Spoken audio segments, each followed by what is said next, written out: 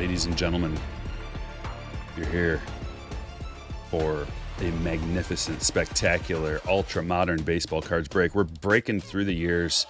We've got a multi-year mixer in between releases.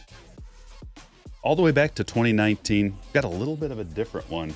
I was running some 2019 Bowman Chrome, but we're going back to 2019 Bowman's Best today. Real juicy autograph checklist in this bad boy, and we get 4 of them. So welcome. We're on break number 1. Shout out, chat. Retro. Do you see that you've been knighted, sir? Type in the chat, see what happens. All right, I am sorting these sheets. Here we go, A to Z. Oh, number 2. We got 3 of them today. So stick around for the long haul. And before we get rolling, make sure you hit the like button. Here we go. All 3 breaks sorted. And we're ready.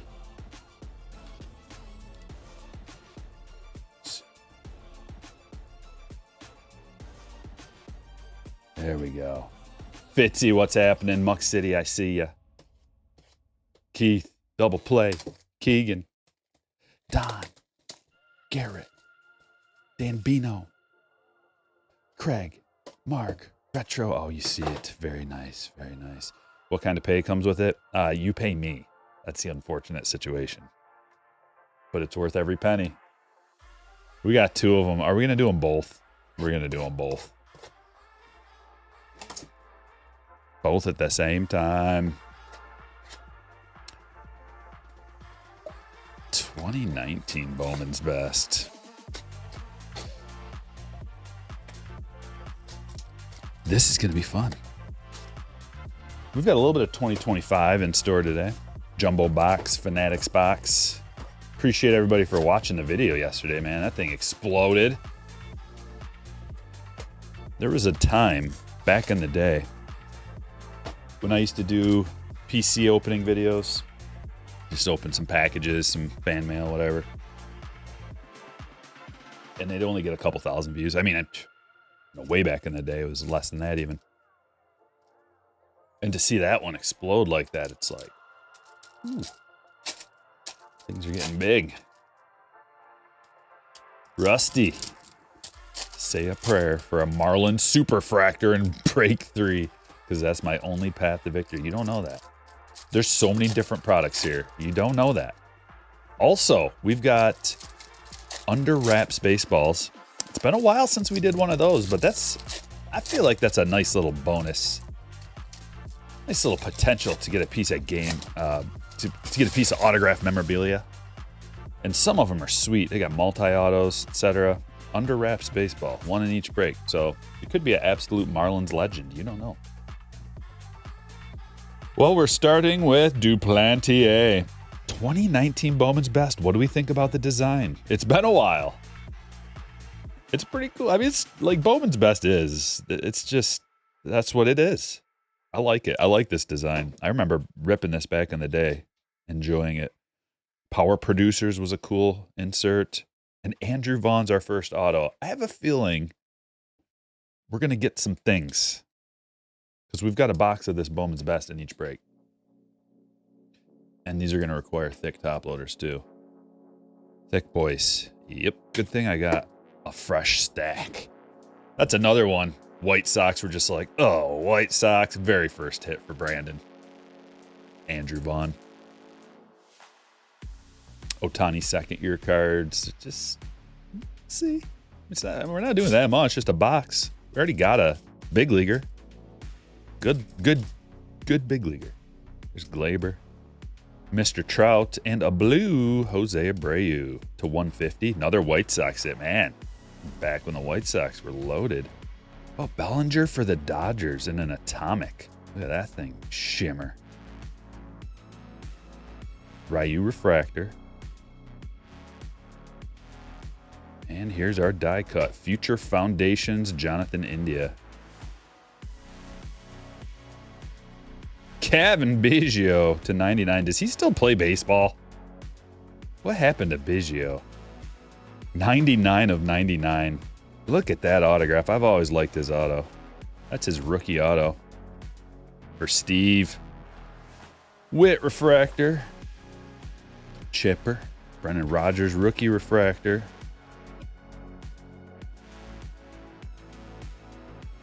Davey Garcia.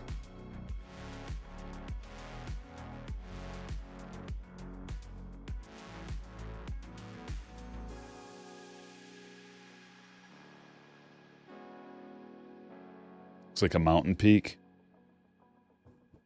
Kind of does. Whatever it is, it took some time to do that. I respect it. He's on the Royals now.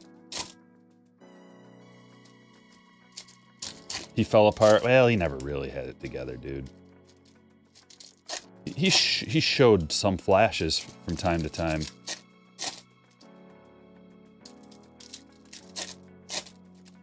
He's no Craig, though. At least not. I mean, I think he's kind of an older. Whatever. He played in the bigs, and he's apparently still got something going on.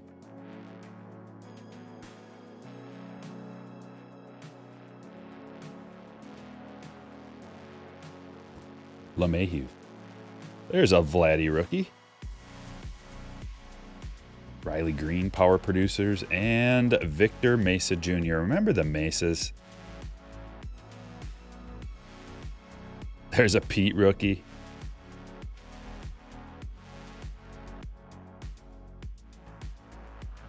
Rowdy, Joey, Mize refractor. There's Victor Mesa. Got. And nothing ever came of him. Lodolo refractor. Oh my. Laser and you-know-who rookies. Alek Manoah, franchise favorites to 150. He's back, ladies and gentlemen. Manoah's back, and he is out for vengeance this year. Word on the street is he cut out the ice cream buffets out of his diet. He was a big fan of those. All-you-can-eat ice cream buffets. Not good when you're a professional athlete.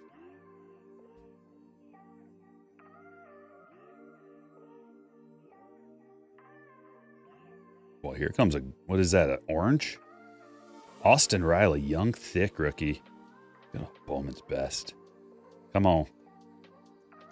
Color match Altuve to 25. Not too bad for Kyle. There are a lot of people in 2019. There's a reason why. Like, a lot of 2019 stuff fell back down to earth. It got really, really expensive for a while. Because it just so happened, you know, it was right before the thing. And everything blew up after that. So, of course, 2019, Tatis is putting up otherworldly numbers. We're going to kind of bounce around. I don't feel like going in order 2019 to 2025. We're just going to bounce around. We're going to keep it fresh and lively. I'm going to keep you on your toes. Didn't he get hurt? Yeah, he did. You got a stomach ulcer from all that ice cream.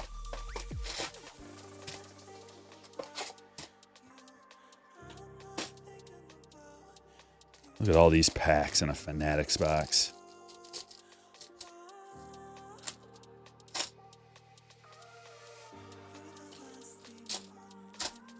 Like Ponderosa, I'm pretty sure had a like a soft serve, and you can add some nice toppings. Oh, you know what has a nice ice cream and dessert buffet is what's that? Golden Corral. Golden Corral has got some lots of different things on that buffet, dessert buffet as well. Not just ice cream, like pie and I don't even remember. There's so much. Donuts. It's the right place. That's the only place. Like if you put a buffet in Europe or something, there's like no one's gonna. I don't know. I just don't think it's gonna be as popular. So they would lose money there because no one will go. But in America, they lose money because people are like, oh, we'll see how much I can eat. Otani.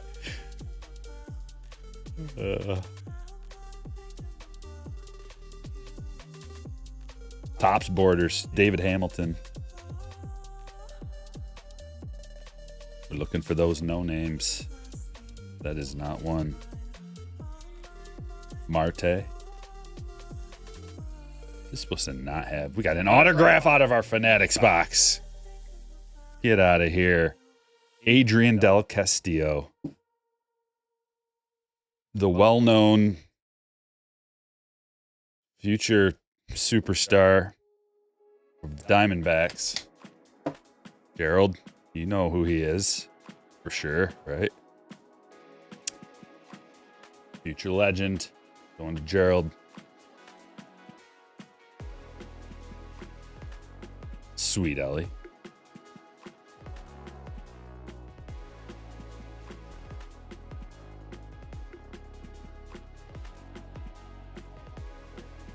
Jeez. Some ups. Whoa. Who is that jumping? Is that Quan?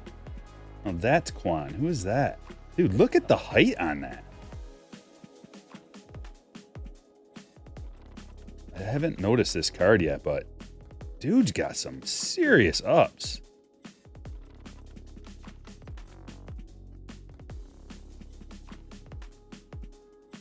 There's another Vaughn.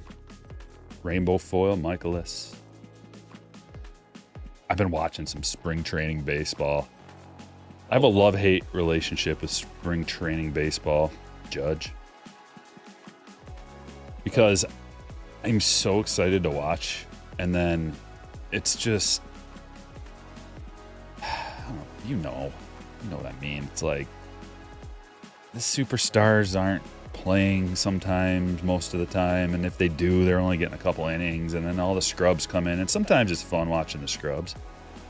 Alvarez, especially if it's a good scrub, someone who's got some potential to possibly make the opening day roster, or I guess they're not a scrub then, are they?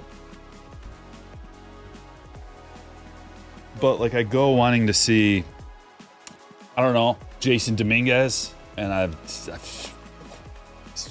they play him just maybe whenever they want.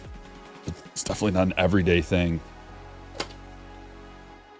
They had him batting out of the 4-hole. What do you think is a better spot for him? 2024 Topps Update Series. What kind of box is this? A blaster box. What do you think is a better spot for him in terms of fantasy production? Number 4 or number 1? Have you pulled a memorabilia redemption card yet? I have not, but I gave some of these packs away. The Fanatics box, just all different ones of them. And somebody, at least one, maybe more than one person, hit a redemption out of those. Spring training is only good in person. You know what it does is it just lightly scratches an itch for me. Just a real light scratch. And what's nice is probably the best part about it for me is getting to hear inside information. That's why I like watching a lot of different games. You hear a lot of inside info that you wouldn't know or hear unless you were watching the game.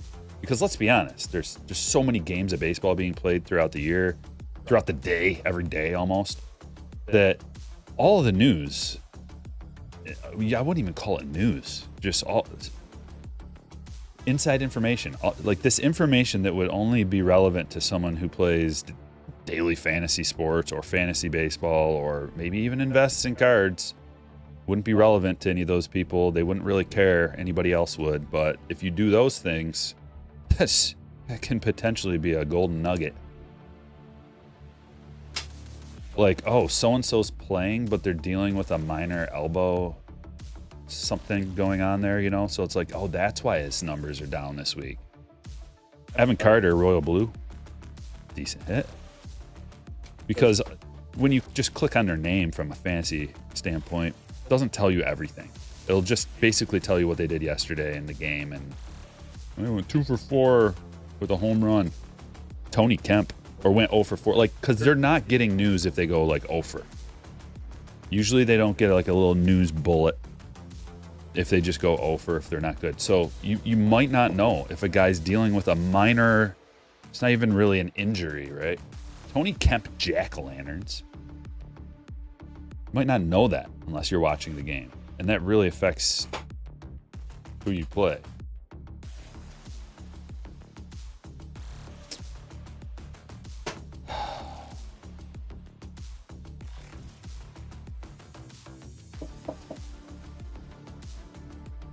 Here you go, Brandon. Congratulations on this short print.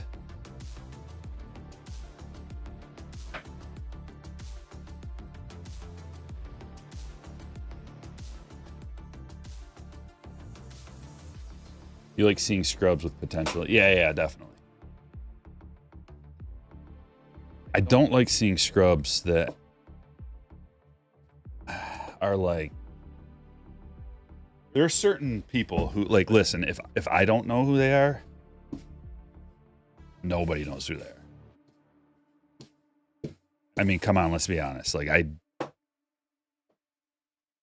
there might be some guy somewhere who's like, oh yeah, Jose Alvarez Jr. over here. Like, he's gonna, or whoever it is, right? Like, he's the number 17 guy in the organization. Come on. We're gonna open this. It's a Topps T206 from 2020. Various releases throughout time today, boys and girls. What the heck is this? Some people are asking. Look at this little pack. Look at that little guy.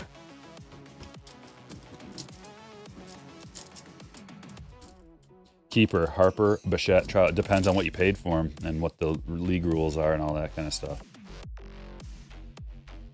I'm pretty sure you can get autos out of here. There's Ricky. Polanco.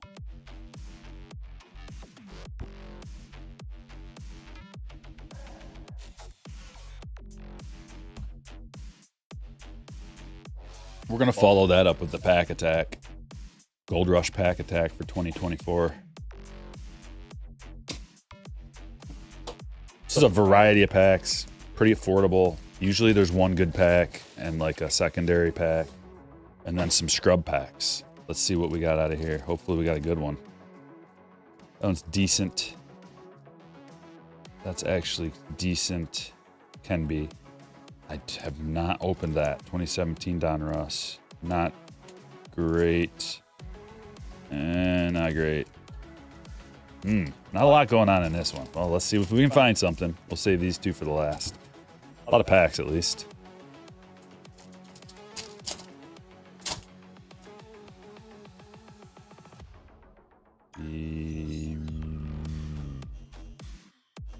Not good. 2022 Series 2.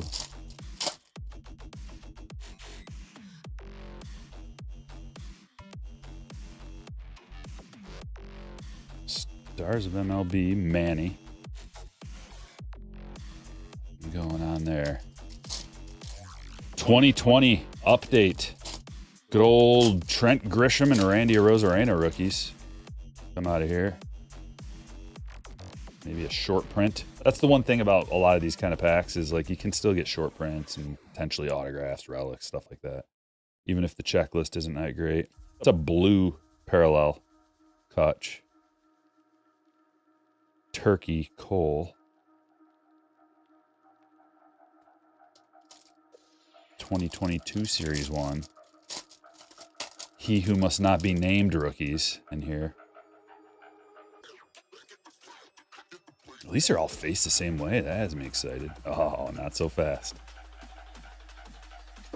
Hate the song. I wish it was never made. Why is it so popular? Rainbow foil. Ian Kennedy.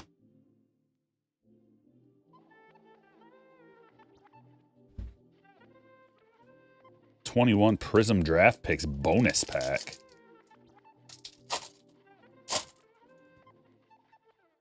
Oh, bonus pack. Zach Geloff. Like the empty logo there is so like it's just weird on the eyes. Like why even 2017 Donruss. What's up, Doc? Gosh. In his original stint with the Pirates. Miggy, oh, some old timers. Freddie. Maeda. Oh, I thought they were going to give us an auto. We deserve an auto. 347 batting average. Daniel Murphy. Turn back the clock. Numbered to 347. Daniel Murphy was a legend. Carpenter, Tanaka, and Stargell. 2021 Optic.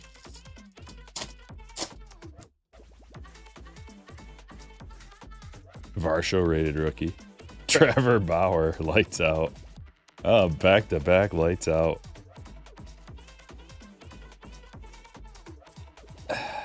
Can we just talk about Panini?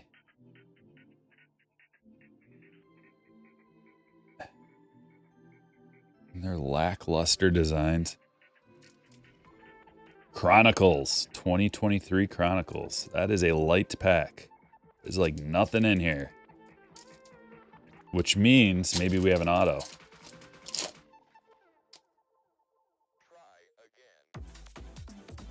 Come on, autograph.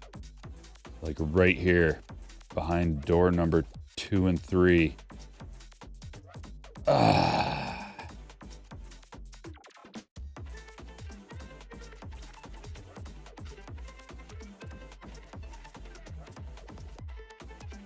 Well, 2013 Select, maybe an early Mike Trout card out of here. These have a lot of autographs in them too, so could get an auto.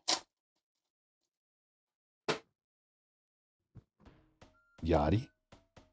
Matt Kemp, oh yes. Shin-Soo Choo, a refractor, Chase Headley. Let's make it extra annoying for people and have every other card flipped around. Carlos Beltran and Cespedes. Those Panini designs. Last but not least, chance for a Bobby or Julio. Nothing. Well, that was a lot of ripping for not a lot of money. That's the beauty of those packs.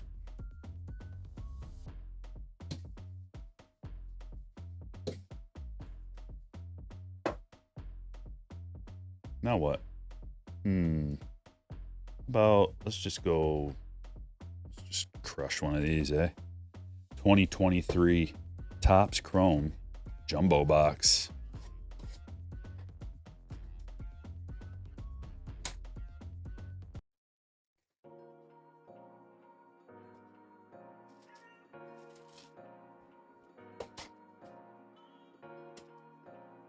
You hope Fanatics buys Donruss Optic and we get rated rookie on license base. Here's the thing. I don't want Fanatics to buy everything up. I think that there should be some licensed competition. And I also think that in the next bargaining agreement, whenever that is, for how all this stuff gets done and divvied out, I think there should be, for the sake of not having a monopoly on licensing, I think there should be 2 companies that get the licensing.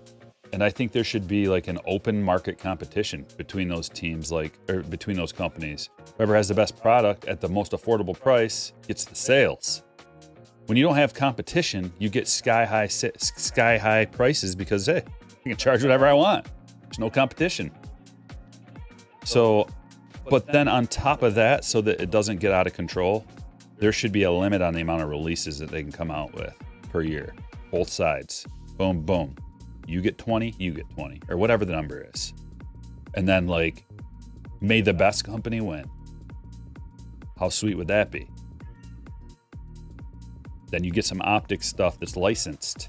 Maybe at I mean, who knows what the price discrepancies would be? They would have to actually compete for our business. You know, this is America.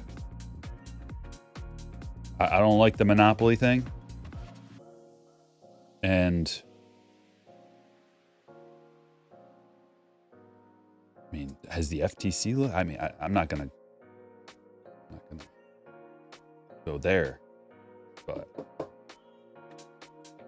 Gunnar Henderson rookie refractor.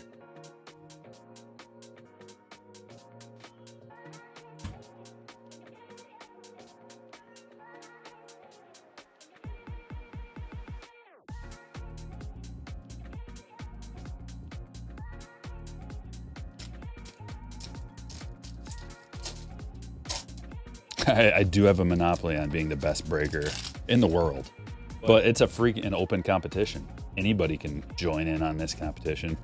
All you got to do is be an excellent businessman, charismatic, handsome, nice looking hands, you know, just like try way harder than everybody else, put effort into your production and your videography and your music and the quality of the, you know, anybody can do it. They're just lazy. Riley Green and Alex Call. Is he a member? Is this guy a member? Let's see. Oh boy, is he. Founding member of the Hype Force, Alex Call, to $2.99. Born in 1994. Founding member of the Hype Force. I'm going to put him up there because Christopher got an autograph. A parallel at that.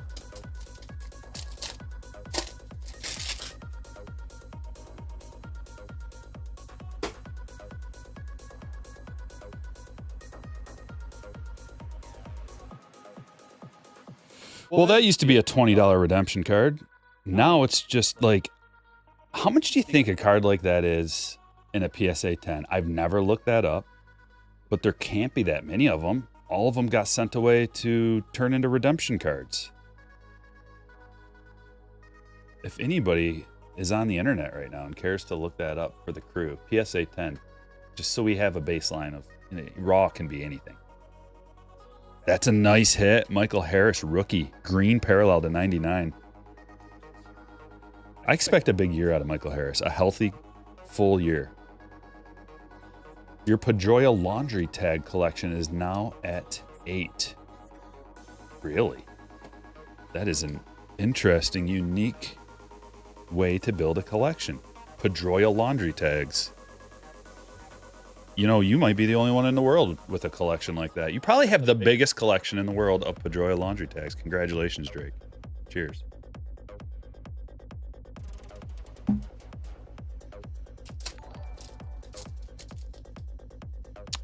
An echo? Hopefully not.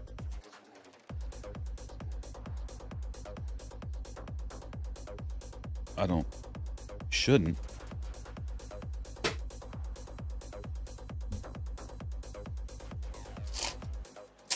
$65.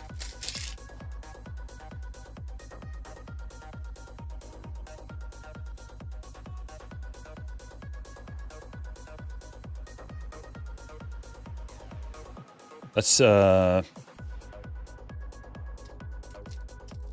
reasonable price for nothing. For a 4th year card, 5th year card. I wonder. I'm looking. I don't see any other audio that's open. Let me double check. Is it just my voice that's echoing, or is it the music?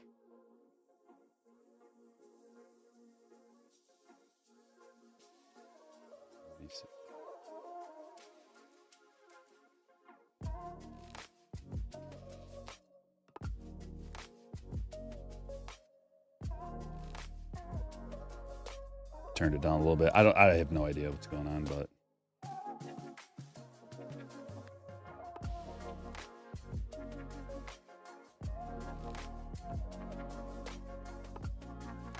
Vinny.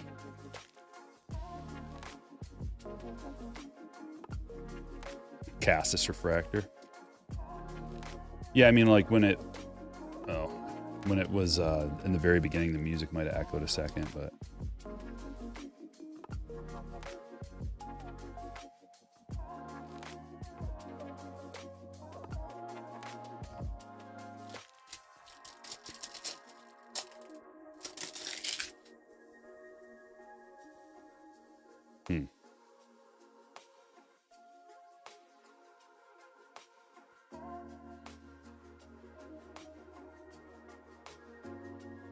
here's an auto. Brandon Hughes. Let's go into Robert.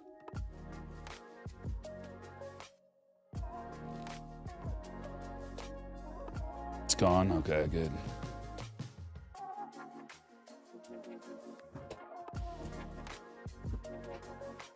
There's really nothing that should be causing that. Then again, I did say that it's easy being the best, but if you saw the setup with all the different things that are open, it can be quite confusing and overwhelming if something messes up. There's a Riley rookie.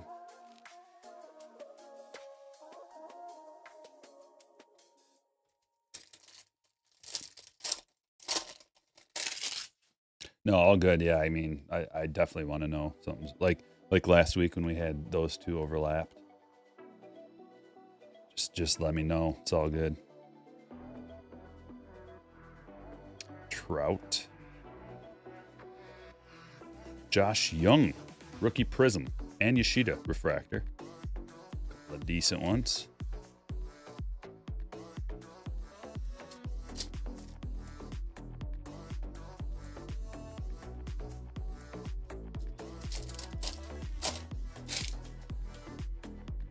Any predictions for the Tigers this season? Yeah, they should be better than last year.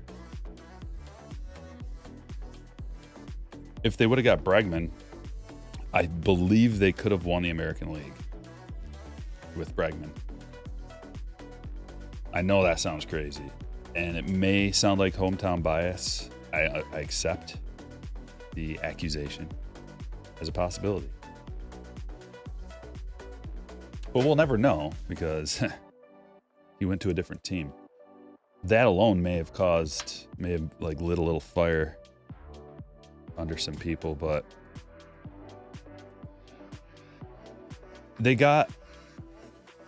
I don't know what's going on with Javi Baez. I'm still holding out hope that after he had surgery and maybe he fixed some things that were giving him problems and he's going to be a better player.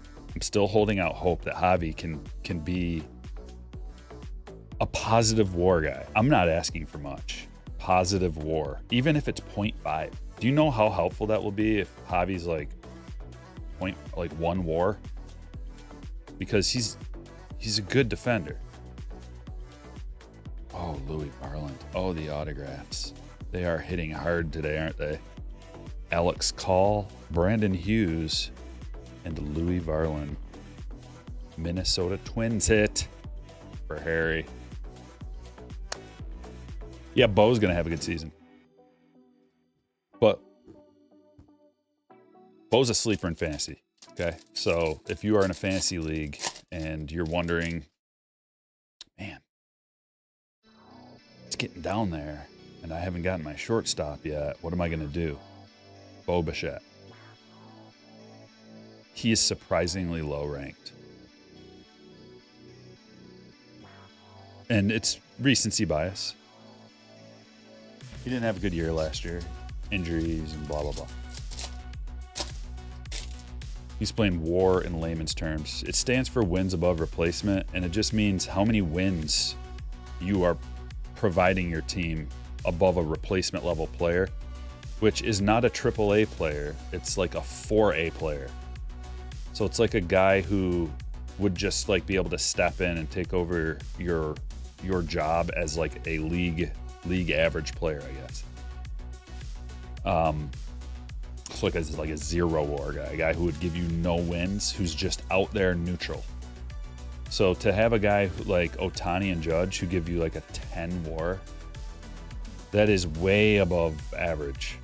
way above it. They're winning so many games for a team that their value is extremely high. There's a Bobby Cup card. And then there's a guy like how Javi has played the last couple years. I'm pretty sure he was like negative. Let me just look it up real quick. If you're a negative WAR, you don't play in the bigs because why would you? Someone else can replace you. Yeah, Javi was a negative 1.1 WAR last year with a 46 OPS plus. He was the worst player in the league. So I'm hoping that he's a little better because it's very important. 2022 Topps Gallery for the Detroit Tigers to get a couple of righties that can hit. So one of the following things has to happen for a better year than last year. Because I believe what we got at the end is closer to what the Tigers are than what we had in the beginning. And because they were a different team. No Javi, and the young guys came up. I think they can win the AL Central and make the playoff. And it's because it's a full team kind of thing. We got a bunch of packs to open here, so I'm going to ramble on for a little while. It's a full team effort, and we have really good pitching. And there's a reason for that. It's because Comerica Park is a pitcher's ballpark. So you're not going to spend a bunch of money on hitters in a pitcher's ballpark necessarily, but you do want some of the best pitching. And if you look back to some of our most successful teams, we had Scherzer, Verlander, Porcello, Anibal Sanchez. We had a nasty team of pitching. Some of the best pitchers, and David Price.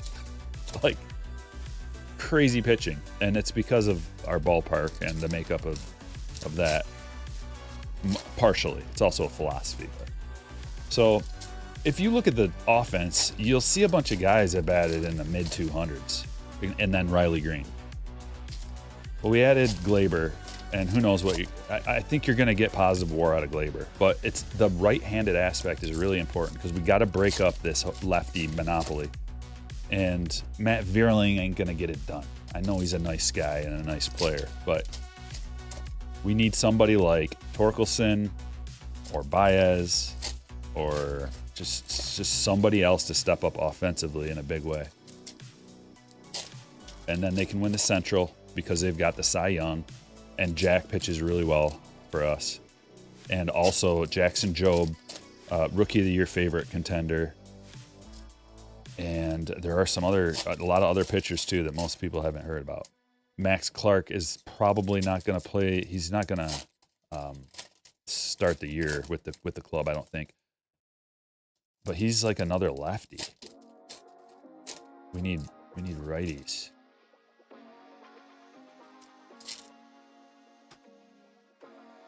Or if they have.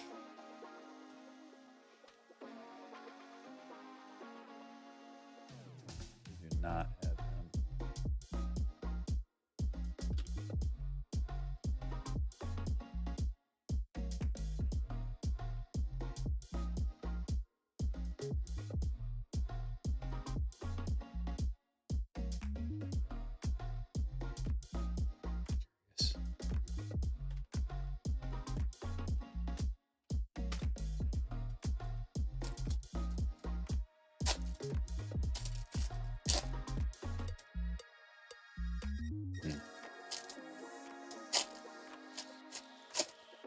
You guys need Carey to go do a team MVP. Well, Carpenter's not an everyday player. That's what people don't know. He only plays against righties. He's a left-hand specialist, but he's really good at what he does. Right on top, Julio Rodriguez, rookie, but he doesn't play when there's a left-handed pitcher on the mound. So even if a righty is the starting pitcher, if they bring in a lefty, like Carp's sitting down. There's a Jaron Duran rookie. We get 2 autographs out of here. Yanni Hernandez, auto number 1. The names in Mixer number 1 are something. You know, Gerald, Ricky. Private issue, gallery private issue, Trevor Story. It's numbered to 250.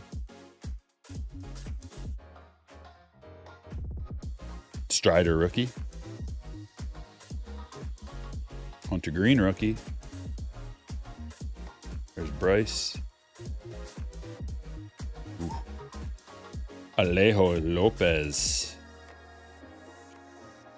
There he is. Jeremy. Nice hit. I guess. Joe Ryan rookie. Like, the rookies are better than the autos we're getting out of here. Modern Lartists.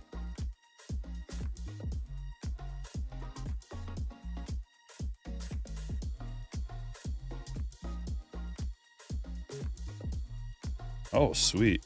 That's a nice hit. Gallery of Heroes. It's a clear stained glass. Bo Bichette. Nice card for Steve.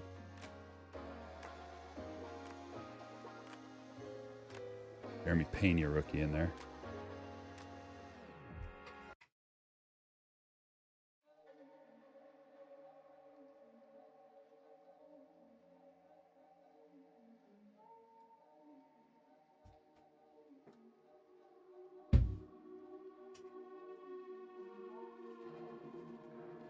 Yeah, I don't know what the plan is with Max. I want to see him soon, and that's another X factor with the Tigers' success. I think he's going to be a good player. He's got a lot of the intangibles as well as the God-given skill.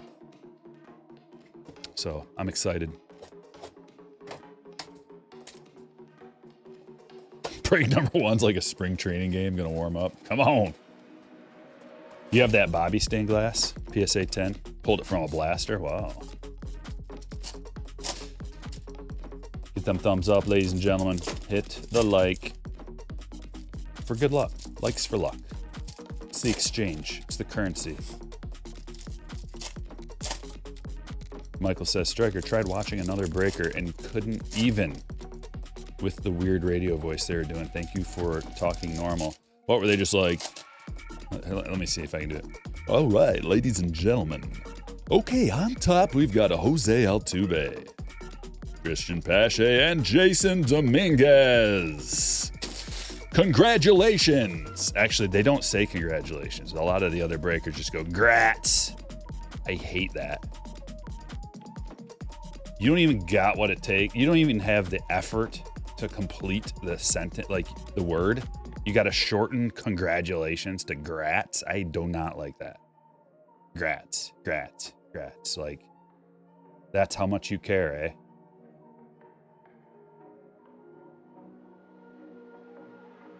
Sam Huff first.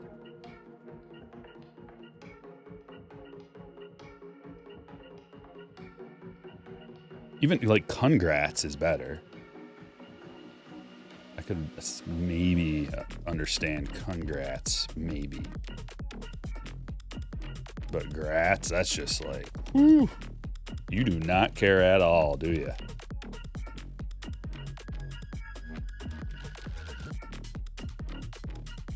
Well, we got a Jason Dominguez paper first. The hits keep coming. Congrats on being the best. Thanks. I've got to type it. A little different.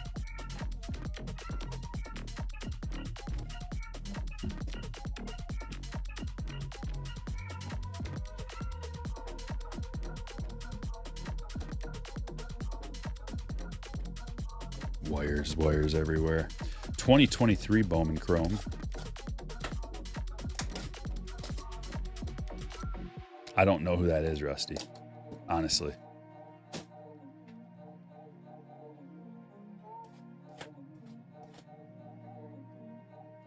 So what you're telling me is that there's a lot of people that say that I don't even know about.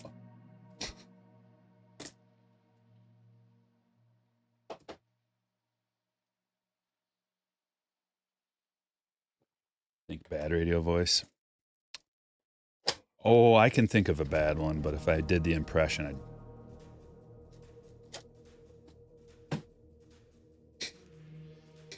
something like that.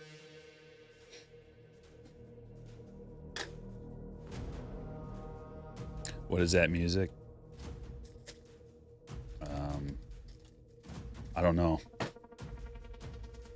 See, I have to switch to a different thing to see. I can tell you this song is called Ragnarok. Let's listen to it. It's pumping me up. Let's see if it has an appropriate name.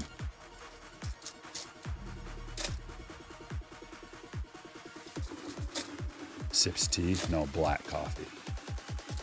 No sugar, no cream. Black as night. And I even let it evaporate a little bit on a heating pad so that it has even less water. It's just like a black goo that I have to swallow. Like,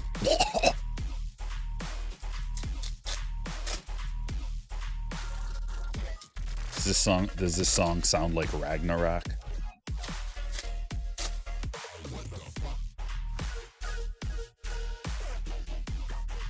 You just say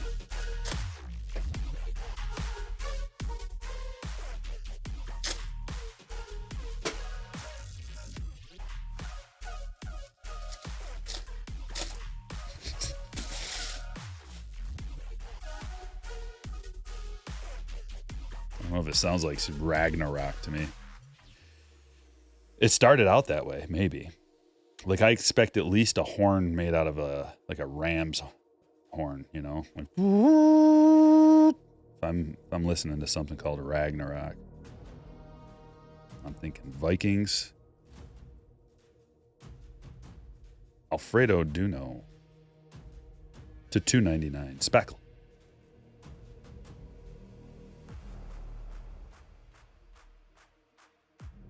Oh Hoppy to $1.99. Matt McClain rookie, Michael Bush, and Braylor Guerrero with the biggest signature that exists. Look at it, it's strategically placed and everything. Braylor, brother, no one stopped you. I blame whoever's in charge. I don't even blame Braylor. Someone should have stopped him. You know what they need to do? Give me 5 autographs and I will, like, whoever the person is that's in charge of this. I'm sure there's a person in charge of getting the autographs and confirming that they're legit and everything. Give me 5 sample copies and I'll tell you if that's acceptable or not. If not, you're in breach of contract, or you got to do it again, or you're in breach of contract and you're going to, you owe us money. That's what I would. Or you got to do it again. And maybe you got to do like 100 extra ones. Like writing on the board, I will not be a bad boy. Junior Caminero. Shimmer. But I'd have stopped Braylor right there. Bubba. What is that? That's a B. That's not an autograph. And it's tiny. Just a little guy. Hobby to 75. And Salas first. That's what we're looking for. Bobby Iconic.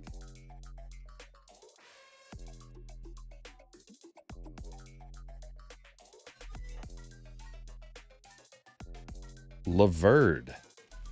Dario Laverde. Sounds better. Laverde. For Derek. Kim. Numbered to $4.99.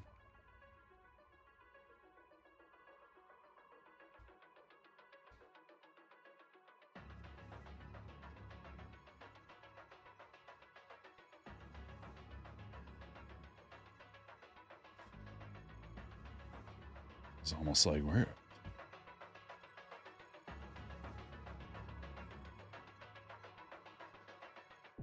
You miss Cubs Baez? Yeah. You and me both. But there's got to be a reason that, like, he was struggling, right? You don't just go from being an MVP type player to a negative WAR guy in your prime without there being some major reason. Can you guys think of any time that that's happened? MVP, like I'm talking about in your prime, in your 20s, going from having an MVP year to being a guy who wouldn't play for any team because he's a detriment like that. I can see it if you're in your 30s. There's decline, natural decline in injuries. But that injuries, you don't just lose it. Like the yips, okay. You get a bad case of the yips. You've heard that from a pitching standpoint.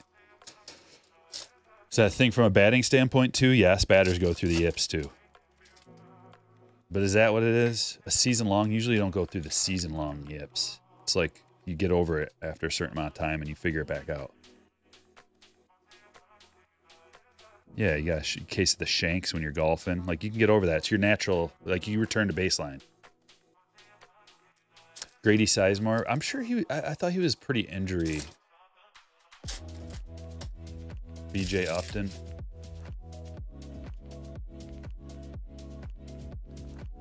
Jacoby Ellsbury. No, Wander doesn't count. Oh, look at our silver pack hit. Redemption. All the autos up until this point. Kaká. And then we get a free James Wood to 199. Christopher. Sick. Hot B? Anybody? That Hot B? Kind of feel like it is. After what we've gone through so far. Here, let's...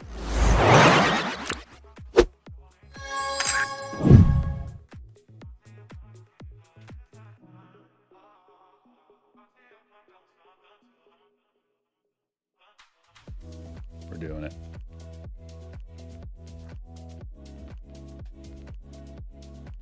Nice. Louis Varlin over here. Gotta make sure Judge is poking through. All right. Woo! Congratulations. You're worth it. You're worth a whole congratulations. It's not that hard to say the whole word. Really not. It's quite easy.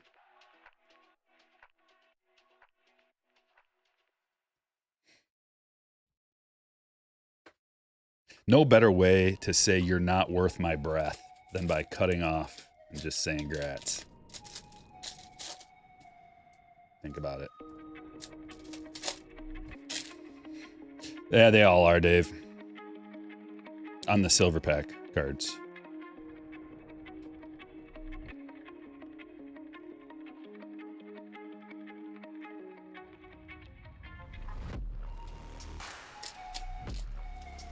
So can we shorten it even more? Just to grab? Okay. That's what's next. Downward spiral of gratitude. Okay. Oh, an auto to 25? Alan Trammell. Yes. That tip to you, Alan. Look at Tram. Perfect. Perfect card. Throwback 90s design for a Tram. Yes. Jack. Oh, man, is that appropriate for Jack?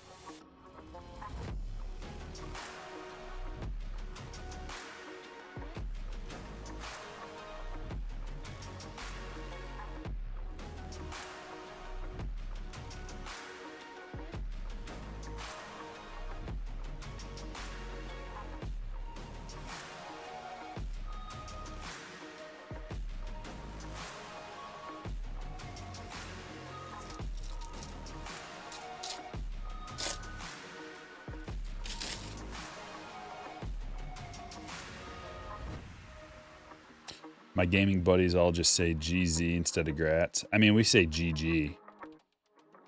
What's GZ? That's gamer slogan, though. That's like gamer talk. I say GG's all the time to my friends.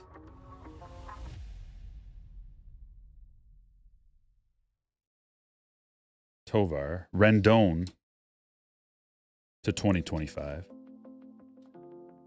It's just gamer speak, man. Like, there's a difference. It's just... That's just like a pleasantry or a... Yeah, it's just like saying bye. You don't have to say goodbye. GG's just a way of saying bye. See you later. Nice playing with you.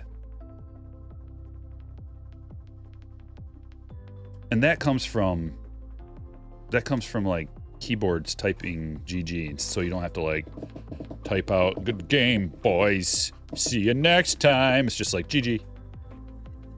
Got some things to do. Julio Swatch.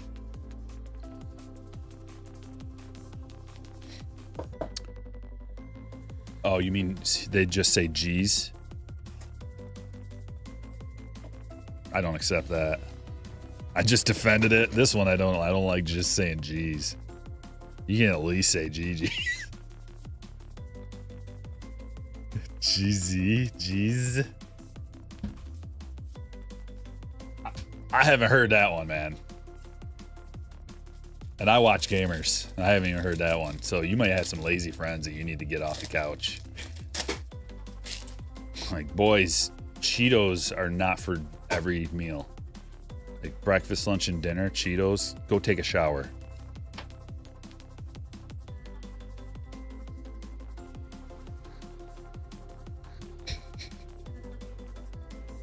Altuve, Lawler, Imanaga. Yeah, that guy always comes into mind. The South Park guy, just like.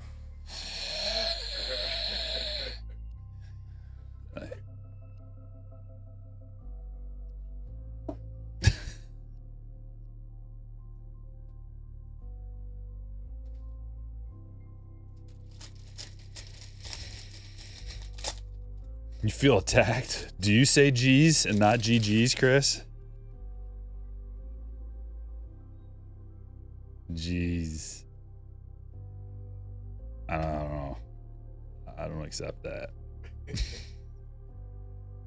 I will defend GG to the death, but G's, I'll fight you to the death. I don't know. I think that's what we're debating right now. Yeah. Dylan Dingler. Foil board. Oh, that's a pink, man. That one almost got by me. Pink Manny.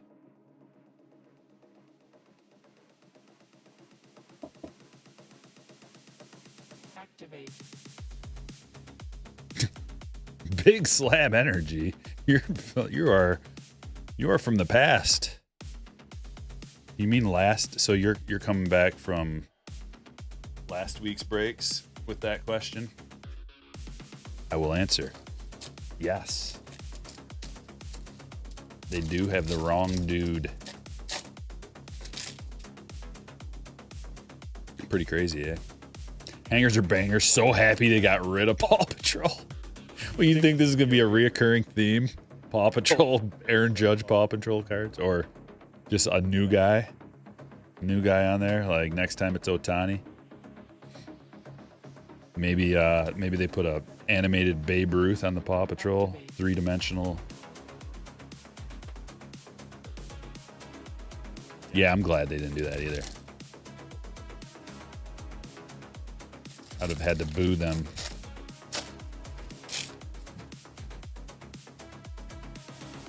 Lunchin says, I got a Judge Paw Patrol graded for my daughter. Now she loves cards. Yeah, I actually, I think I signed one for my daughter. She wanted me to sign one for her. And then she has it posted up on her desk. So she likes it. She was a big fan of Paw Patrol. She loves dogs.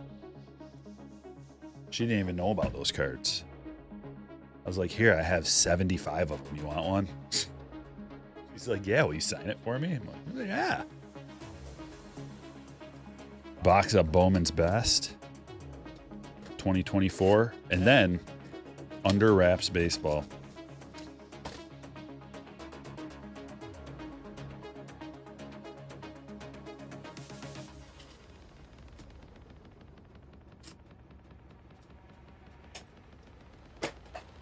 Activate.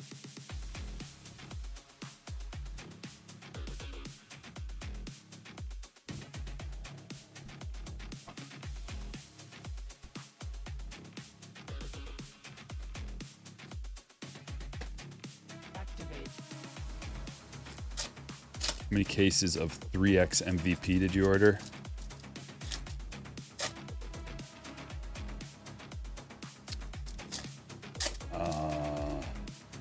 I don't know. I don't remember.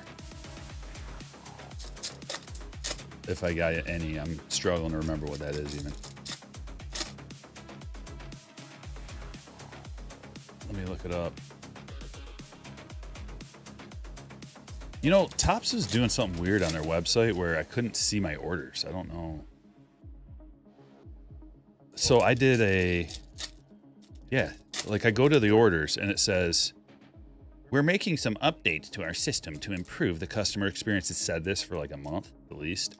While we do this, some of your data may not appear on this page. Rest assured that when the update is complete, your order data will return. How long? Does it take months to update a web page?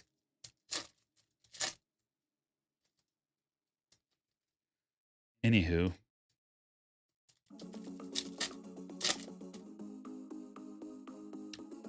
None of my orders are on here. I mean, like old ones are. But none of my... This is all messed up. Oh, here we go. I found it. I ordered 6 boxes. That's all.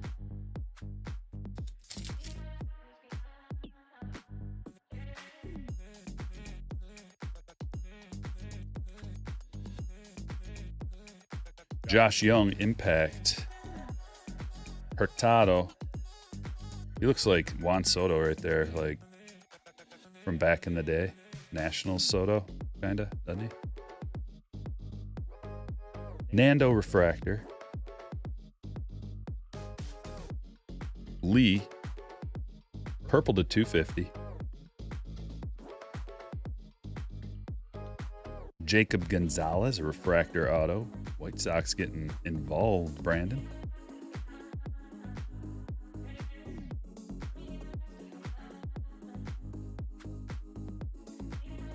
Celestin. Oh, that's a nice orange color match. Jordan Westberg, rookie auto, 5 of 25. Anybody buy from the X-Men? You know, I thought about it, but it just didn't appeal to me. I didn't think they were anything very cool. I didn't like it, so I didn't buy it. Roman Anthony to 50. And the remake of the series, the X-Men 97, it's a nice Roman Anthony. I couldn't get through it.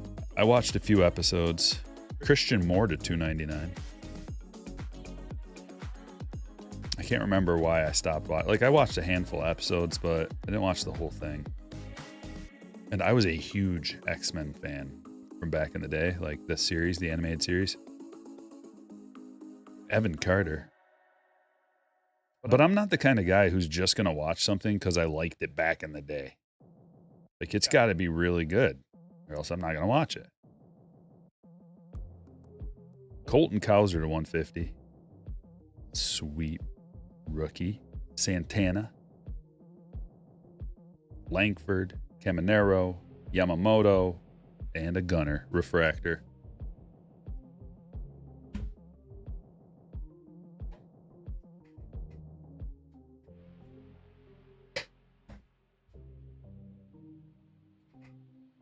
And the last but not least in the break, an Under Wraps Fanatics autograph baseball.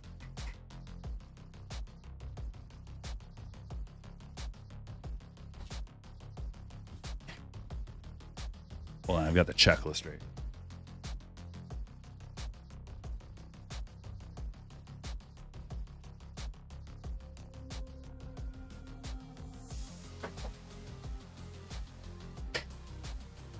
Single signed, 1 in 2. Specialty, 1 in 8. Inscribed, 1 in 4. Multi-signed, 1 in 85. That's how this goes.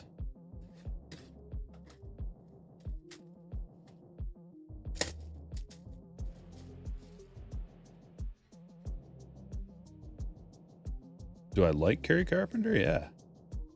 Wish he could hit lefties so that he could play every day. But he's basically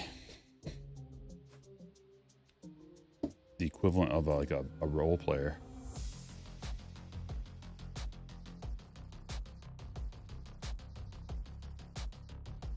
Okay, let's see if we can guess who it is. And if we can, then we win. If we can't, we can look at this little card and it'll tell us who it is.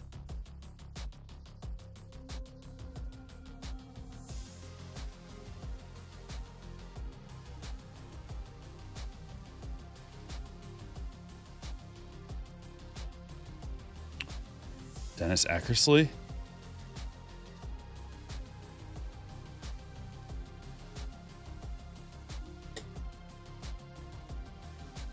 We win because I could guess who it was. Dennis Eckersley autograph. Going to Bobby. What a beautiful autograph. I mean, that's a display piece if I've ever seen one. Oh, get in there, card. I get the card in there just right. I like the little satchel, like a Crown Royal bag. Nice box. Magnetic. Get in there. And let's check out the hits. And we got 2 more breaks, so stick around. Coming right up.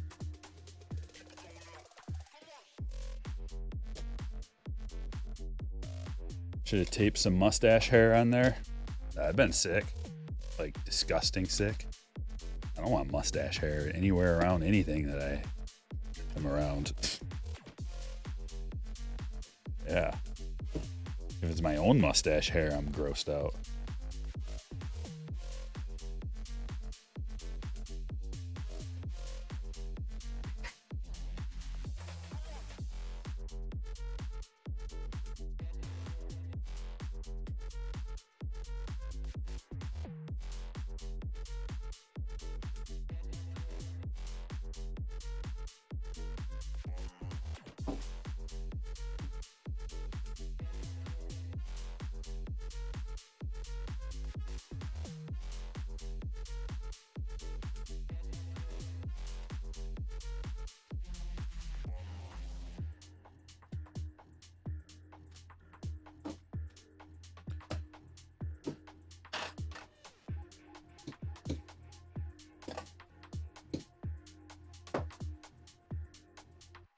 Leading off is Roman Anthony, 46 out of 50. That's a lava parallel of the fabled phenoms. Lee to 250, Kauser to 150, Abreu to 150, Santana auto, Carter wave, Moore to 299, Celestin, Young, Machado pink parallel, Duno to 299, Ohapi to 199, Caminero, Shimmer, Baez to 75, Salas first, Kim to 499.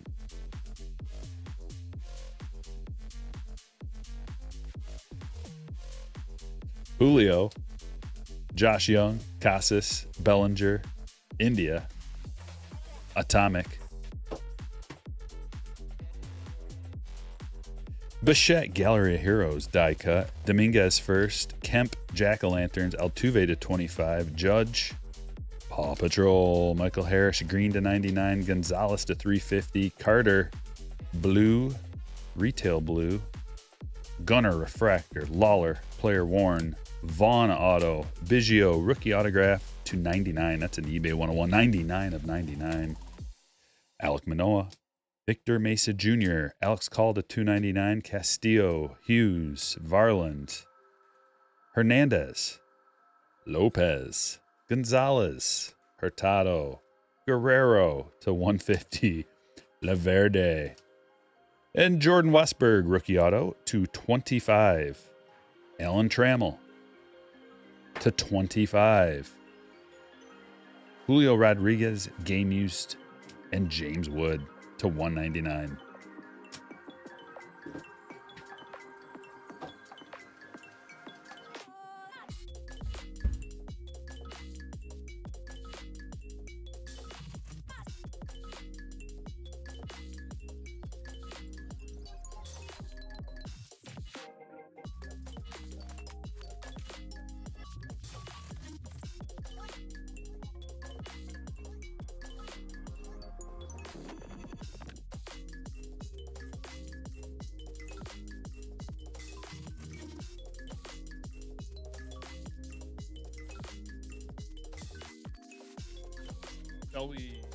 Shall we start with 2019? I do like starting there. Is everybody ready? Boom, boom. Break number 2. Bowman's Best. Pulling up the spreadsheet. Spreadsheet's up. Ready to go. First box is really good. I think Bowman's Best ages like a fine wine. Because some of the prospects that you see, like this year's Bowman's Best, some of the prospects were like,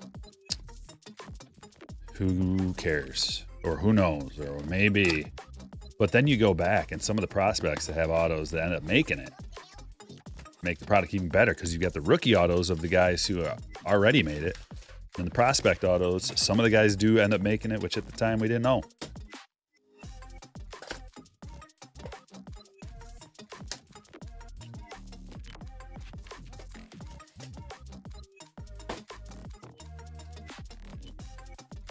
Patient Zero, are you saying that I just get better over time? Just like Bowman's Best? Thanks.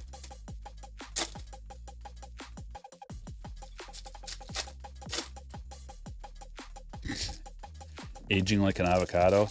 Yeah, but avocados, man, that seed on the inside, that'll grow into a new tree.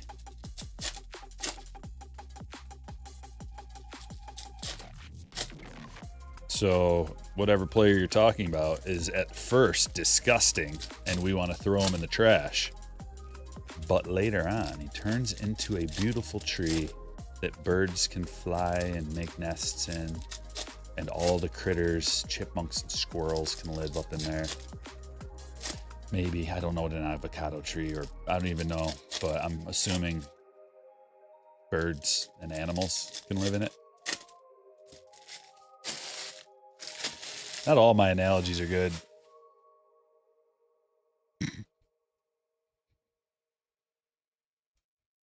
Is this your job? Let says legendary reviews. It's one of my jobs. CJ Abrams. That's what I'm talking about. CJ's going to have a good year too. Like, he is super, super talented. He made a mistake last year. Let's see if he can grow. But he's actually got a good auto here. And that's a refractor as well.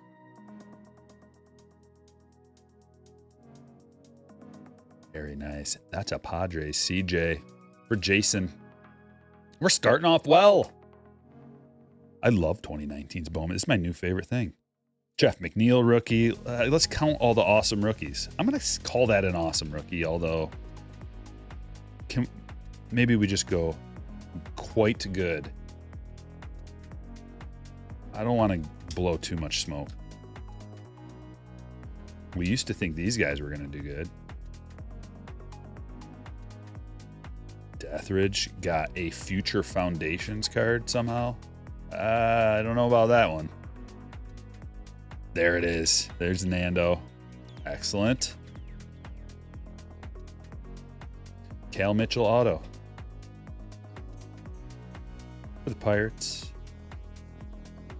Yura. Oh, that was a Bryson Stott prospect card. Hero rookie, Sale refractor, regular old CJ. Oh. That would have been a really nice card back in the day. To 150. Oh, that's a shame. Can't be great at everything? What do you mean? What am I not great at? Because every once in a while my analogies and my metaphors aren't 100 out of 100. You know, even Jordan missed a free throw occasionally. Michael Chavis. See, I'm back. I'm back, baby. Where is it numbered? Oh, it's up top. 1 out of 50. Another eBay 101.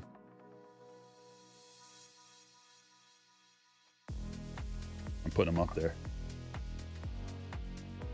For Tara. Congratulations, Tara. Oh. Gold Acuna. 35 of 50. Thick boy.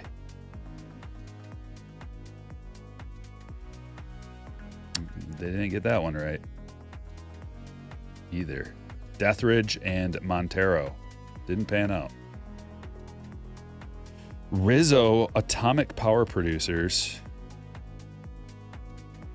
And Reese Hines. Still too soon, maybe, for Reese Hines to judge. Oh.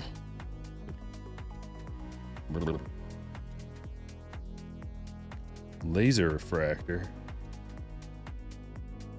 India, that was a good one. I got that one right.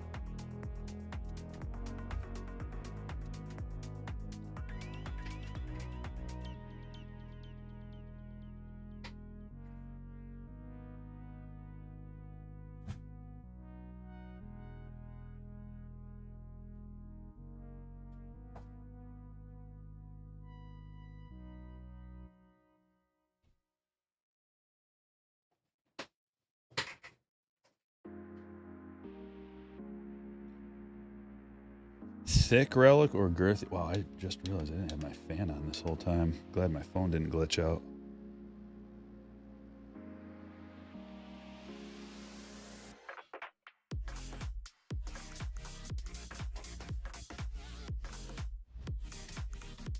You saw Jordan Walker with a big game yesterday. Hey, he may be back. Yeah, I'm hoping on it. I do have one of his best cards ever. So I'm really hoping that Jordan Walker has at least a good month at some point in his career, and I can sell that card for a lot of money. It's probably the sweetest card I've ever seen, maybe, or one of the sweetest cards. What are we gonna do with all this? What are we gonna do? We're gonna put Acuna up there. We're gonna put Hines and Mitchell up there. We're gonna throw Wander in the trash.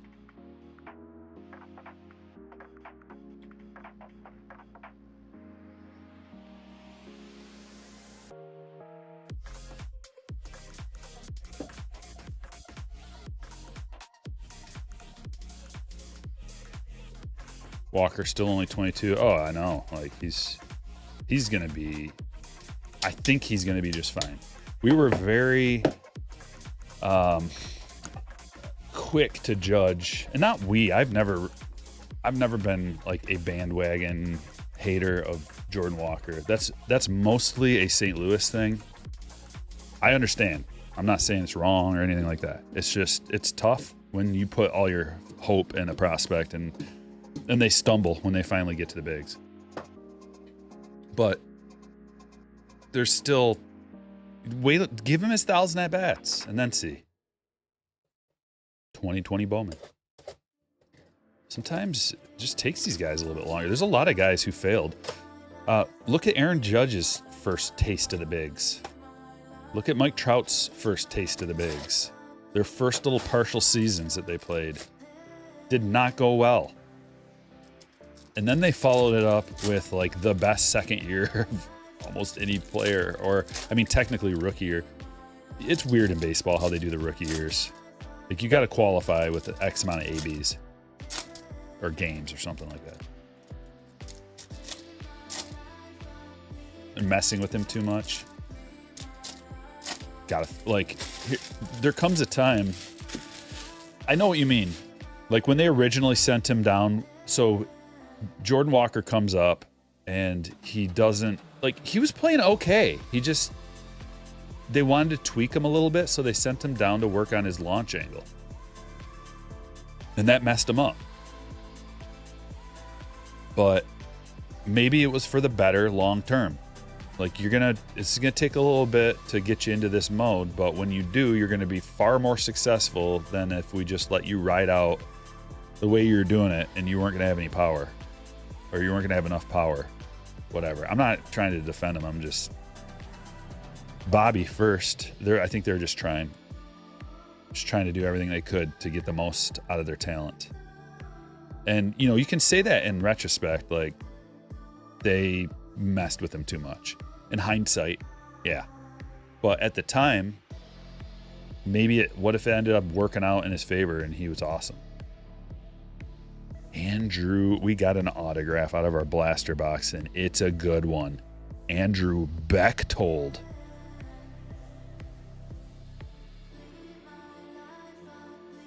Christopher.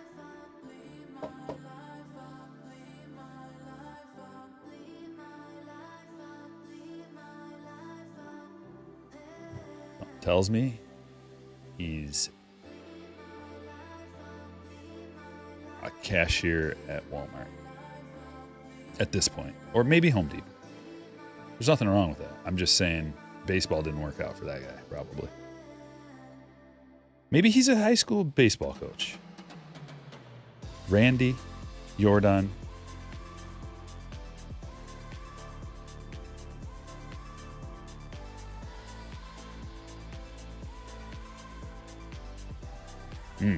We got a Bobby first. We've got an Andrew Bechtold autograph.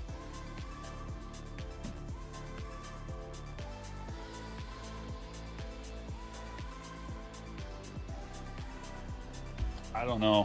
What do you guys want to move on to? Which, like, both of these? Why not? Just for the sake of variety. James with a $10 super chat. Is that the first super of the day? I think so. Appreciate your generosity. Need advice from the master. I pulled a Black Panther to 25. Do I buy it now or auction? I know your eBay knowledge is top notch. Do not auction it off.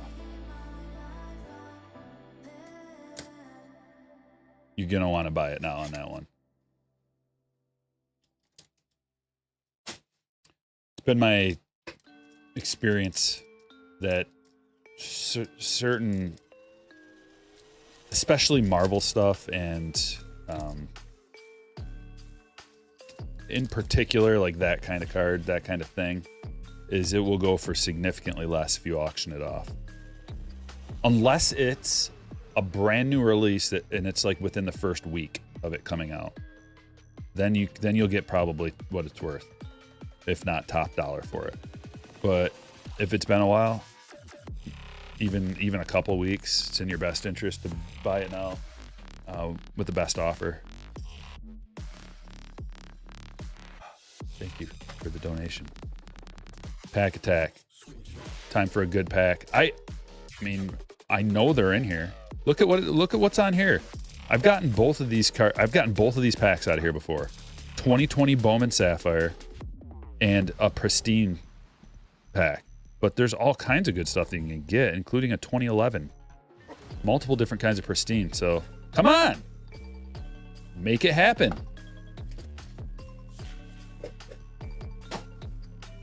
I kind of want to keep this box. That's a perfectly good box. A 300 count. That's a key.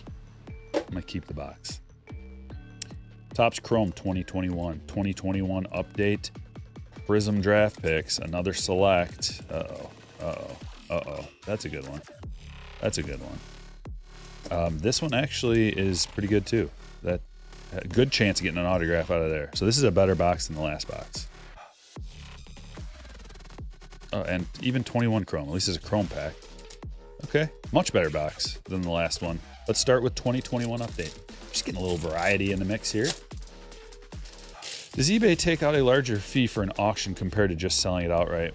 Look it up, Mutant Breaks. You can just type in eBay fees on Google and find the answer to that. Here's a numbered card. It's an orange ice Gallegos to $2.99. Pache. You know, I actually forgot. That it was 2021, right?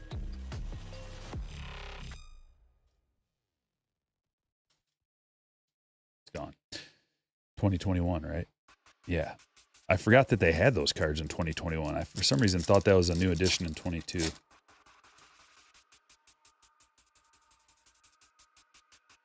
Echoes when I get excited. I don't know why I would do that.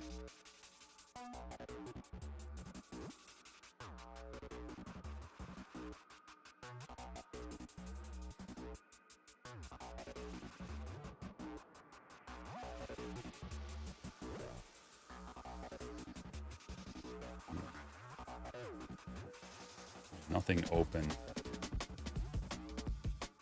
Alert box, speakers.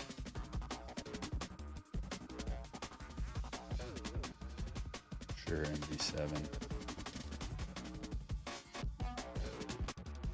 I don't know, unfortunately. Lean into it. I don't want it to be echoey, unless it sounds fine. Maybe it's even.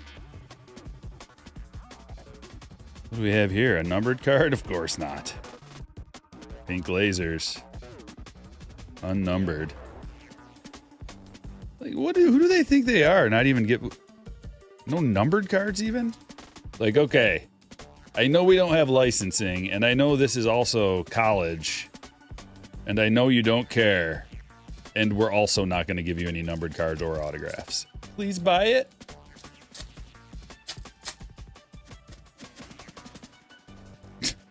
Let's turn 2, says the echo is the internet's way of wanting to hear you twice. Muck City says no echo on my end. I don't know. So, don't know what to tell you.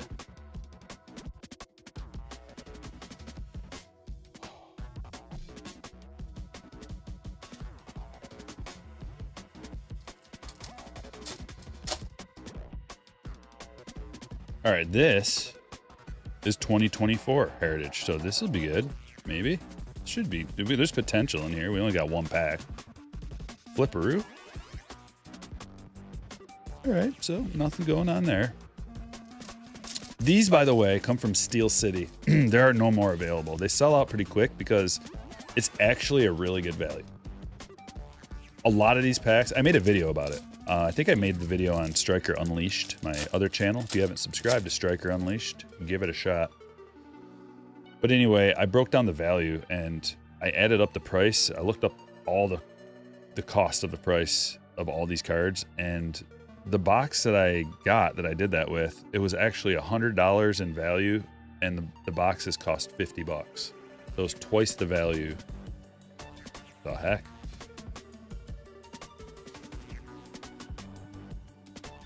Open a few for the breaks. Maybe get something good. Low risk, medium reward. To high reward. I mean, actually, quite high reward, because some of those packs have some super potential. Another 2020 update. And this is a great idea also for Steel City. They're like, hey, let's just put all the stuff that we can't get rid of in a box. We'll put 1 to 2 good packs in there and we'll call it a day. And it'll actually be a win-win for everybody. Potentially. All right, now we got some decent things. Lots of chrome. And potential autograph. If not a guaranteed one. Can't remember. I don't know if that's a retail pack or a hobby pack. Doesn't matter. It is what it is. 2021. Never sold a card. There's a lot to it, but also at the same time, there's not a lot to it.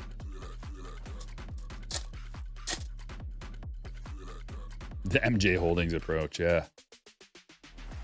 We got a Ray Wave, Paul Goldschmidt, and a Bryce Turang. Pink. 2022, Bobby and Julio.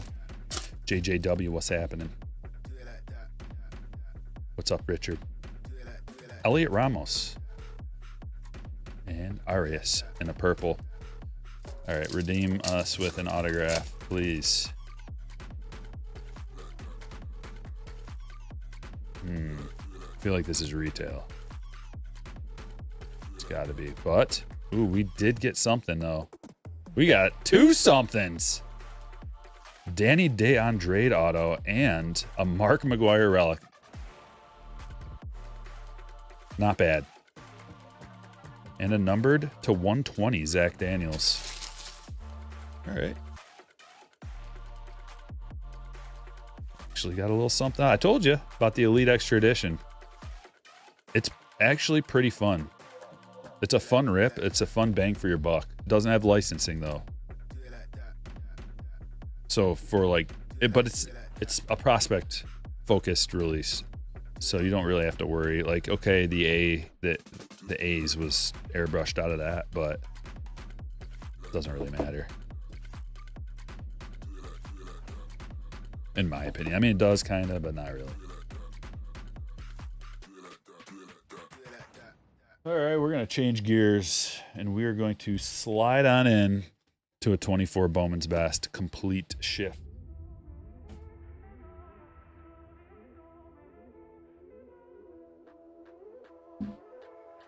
Yeah, Bryce Trang's one of the best defenders. Been pulling a lot of James Wood rainbow foils from hangers. Why are you crying? That's really good. That's really good. You know how much money you gotta spend to find a James Wood rainbow foil? I mean, I could do the math for you real quick, but I'll just tell you, it's a lot. It's a lot of money. Some people will rip and rip and rip and never get one. Brewers Killer, what's up? Open some junk wax. LOL, says Richard. We just did.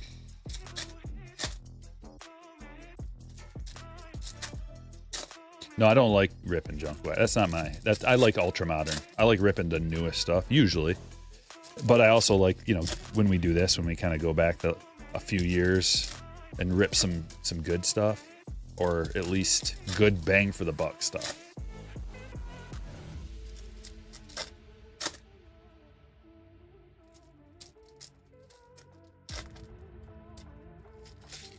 I haven't opened any of those retail boxes up, but it might be the spring training parallels. I'm probably not going to open any of those. Bad value. But I did get some of those celebration boxes and the tins. We'll see. Ellie rookie. Brooks Lee wave. Corbin Carroll refractor. Evan Carter rookie. There's a George Lombard mini diamond. Fabled Phenoms. Aiden Miller refractor. Jordan Westberg purple to 250. And Tamar Johnson to 174. All-Star Futures game. Game used relic auto. And that one's going to Jack. Nice, Jack. A couple hits today. Yamamoto refractor. Olson Montgomery impact. And Pablo Guerrero.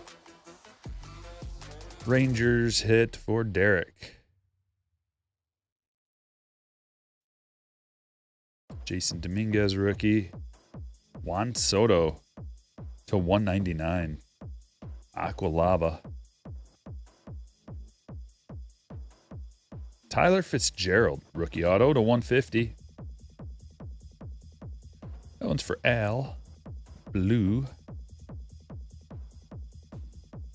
Bobby Fabled Phenoms.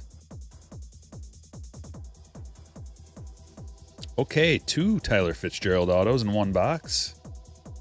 This is a green to 99. Al, get it. Luis Matos to 50, gold rookie. Al is just chewing them up. Paul Skeens, refractor rookie.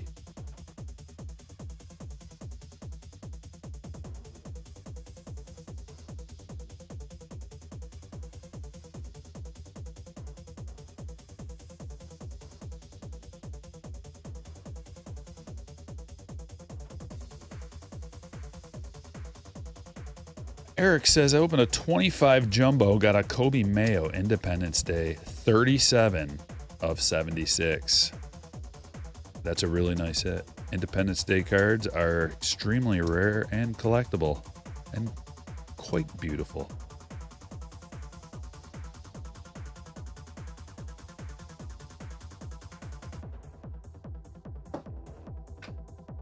Give it Tamar a little slammer stand.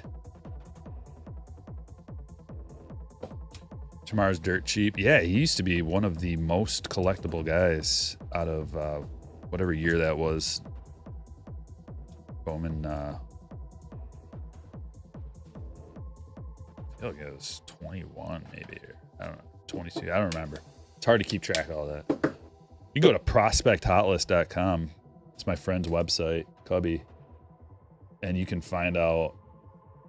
It's an extremely valuable resource, prospecthotlist.com. We could find out what year he played in, what year Bowman draft or whatever he was in on prospecthotlist.com.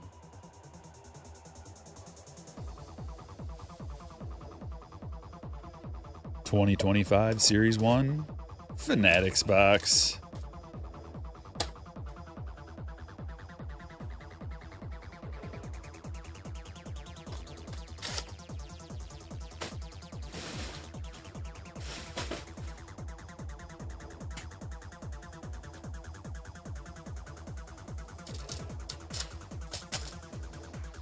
What's your eBay store name? It's Stryker Breaks. If you want to find me on any platform, search Stryker Breaks. That's it. That's it.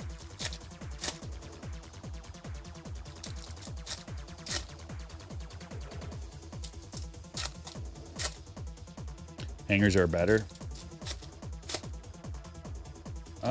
Maybe. Funny thing is, Booth Hang, it's faster for me to ban you than it is for you to make a new channel. Way easier for me. That's the best. Try again. Let's see who's faster.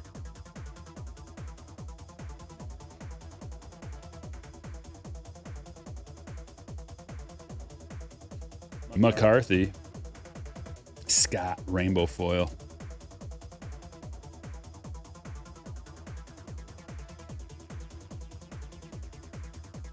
Will Smith.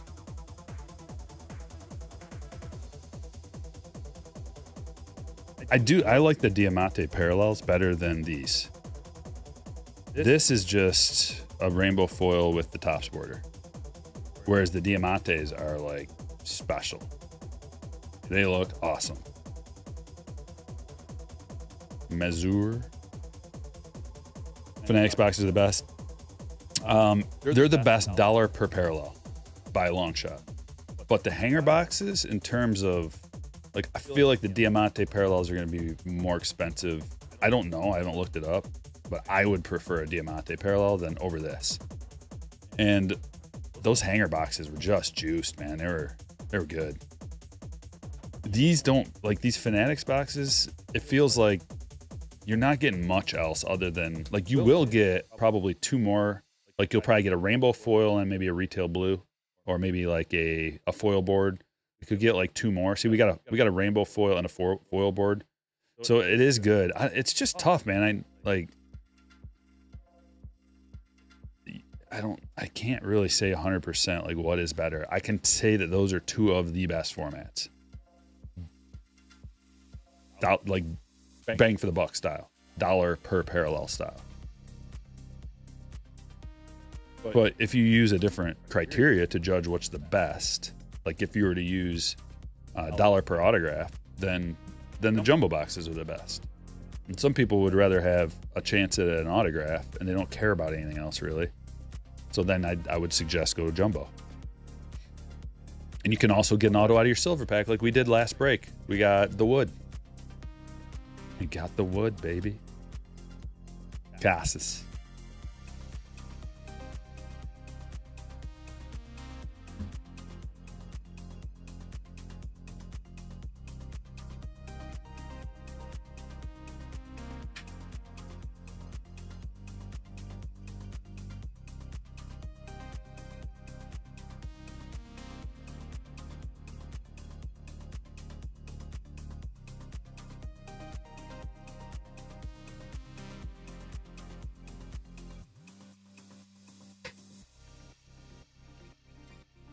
How about this? 24 update.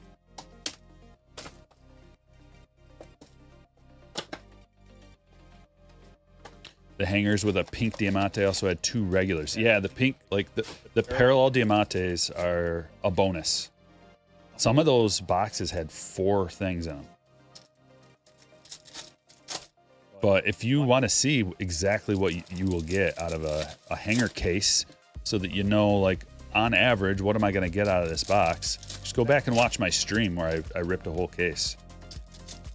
It was enjoyable, and then you'll be able to tell. Like, I made a video where I opened up a bunch of Fanatics boxes. I made a video where I opened up a bunch of hanger boxes. Watch them both. It's a decent enough sample where you can get a good idea of what to expect.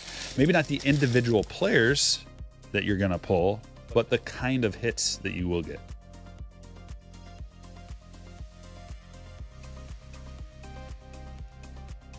Colt Keith rookie, Yamamoto, rainbow foil.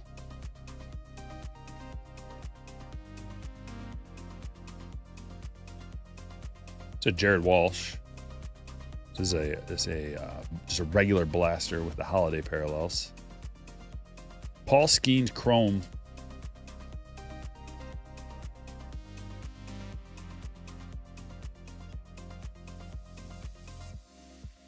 Rodriguez holiday. The Jackson rookie.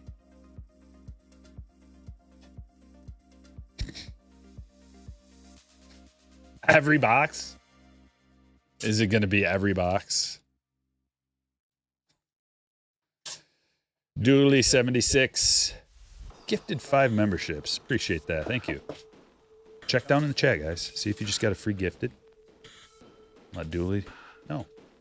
You appreciate him and all of his efforts. There's a Skeens rookie.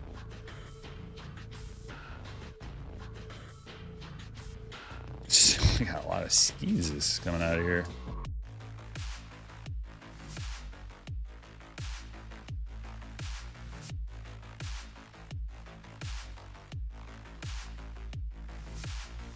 Launch Paw Patrols into the sun.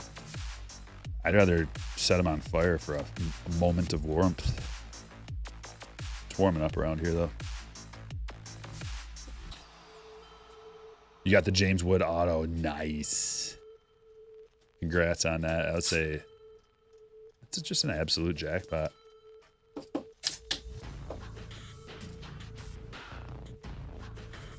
We're going to slide on in to a gallery box. 22 gallery. I like these.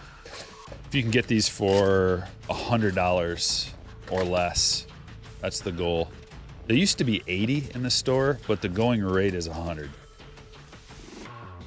If you can find them. Your Skeens game is weak.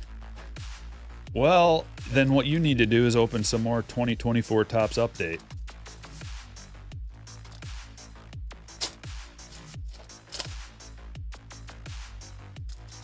Because then not only will your Skeens game get better, your Jackson Holiday, Jackson Churio, Jackson Merrill, Ellie De La Cruz, Jason Dominguez game will get better as well.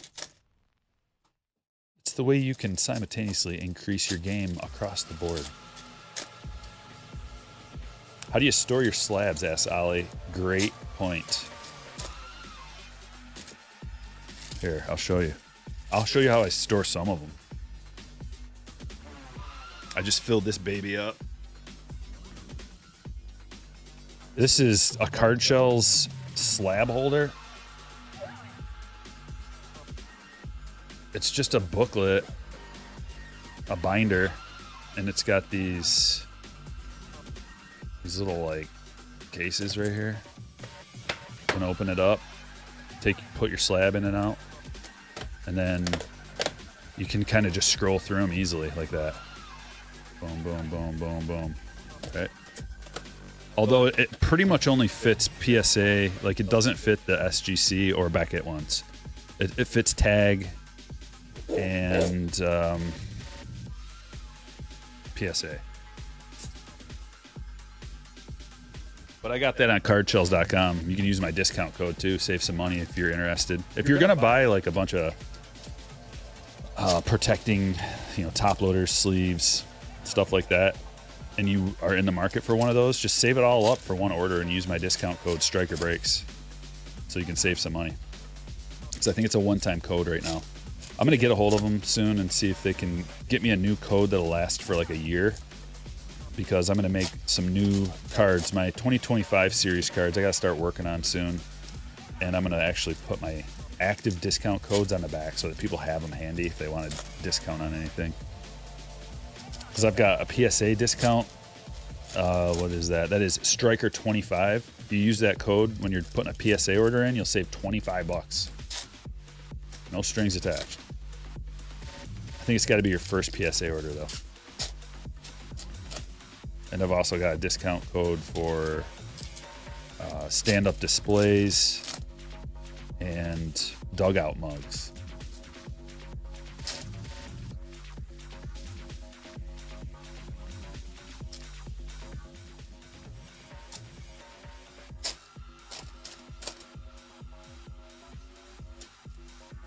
Aiden says, hey Stryker, I've managed to pull 2 black rainbow foils to 10 from Topps 25 Series 1. Do you think I should grade them before selling them? It depends who it is. Unless it's somebody that's really good, then you don't probably need to do that.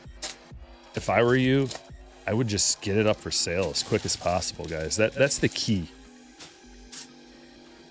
The key when a new release comes out is to get the cards up for sale immediately upon release. You will get the most out of your cards if you do that. Which is why I ship cards out. I get them out in the mail next business day for you from the breaks. There's no waiting a month or however long a lot of the other people wait. It's heading your way next day.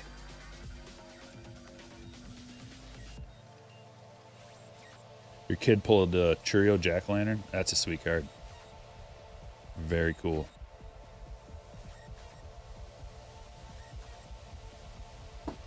Gallery private issue. TJ Friedel to 250.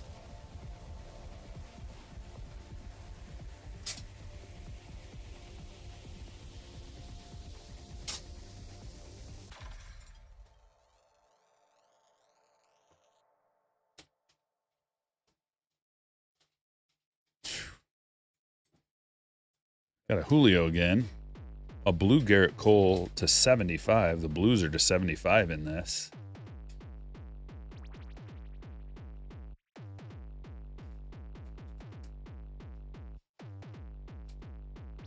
Thanks, Nicholas. And we got Bobby. Bobby and Julio and Moran. Rookie autograph for the Twins. Christopher, congratulations on that wonderful, wonderful autograph. Same with this Glenn auto. Well, we haven't hit any parallels, but these boxes actually have parallel autos fairly regularly. I've seen them.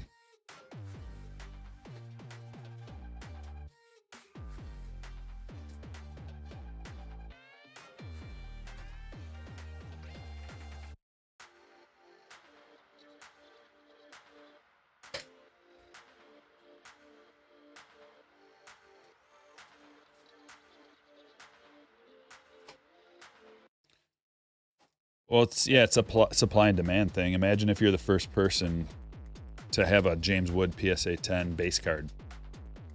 You can pretty much name the price, or you can just put it up for auction and it'll sell for, well, see, people won't know. So I guess in that situation, it's probably best to just put it up for a buy it now right away and see if you can't get some traction on it. Put a best offer, $100 or best offer. And then people will come in and they'll start immediately giving you offers, and you can judge like the range of what it's worth. Someone's going to come in and they're going to say 20 bucks.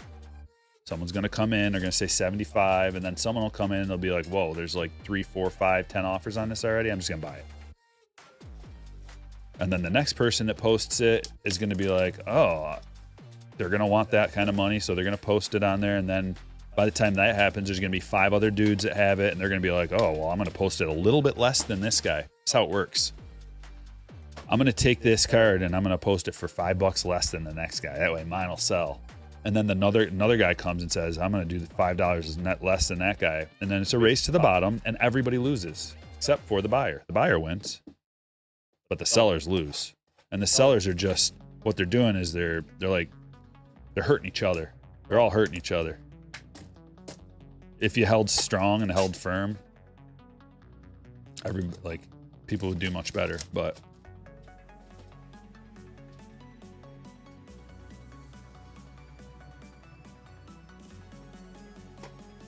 that's the nature of it, and it's not going to change. That's just how it works. That's how the free market is. Like, you can take advantage of that as a buyer, especially. I've been able to see that happen with different kinds of wax. When there's retail wax out, like back when Topps Chrome Update was a retail only product, you could only get it at like Target. I went around in 2019 trying to find all the Bowman mega boxes that I could. Topps Chrome Update Bowman mega boxes were like Target exclusives. I bought up all the Bowman mega boxes I could find. I drove all over the state. Ended up with like a case of them. And they were selling for like 3 times. So they're like, I think they were $20 at the time, and they were selling for like 60. And then I get home and I start trying to list it, and I notice that someone comes in and they're like $58, and some guy's like 55, someone's like 52, and it just keeps dropping. So like if I would have listed them before I even got home, maybe they would have sold. But then by the time I even got home from it, a bunch of people had listed it and it just went din, din, din, din, din, din, din. Yeah, gotcha, Mystic. Try again. Oh, that was pretty fast, wasn't it? How long did it take you to develop the new channel? The new email address? How long was that? About 15, 20 minutes? How long did it take us to ban you? Microsecond? Try again. Parada to 99.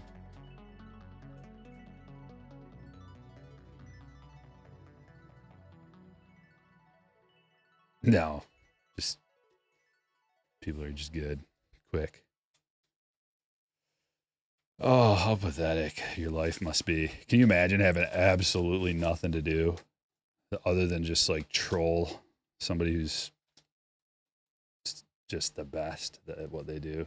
Like, you know what? I'm going to try to bring somebody else down with my time. How do you look at yourself in the mirror? You probably don't have any, because they would shatter at the sight of you.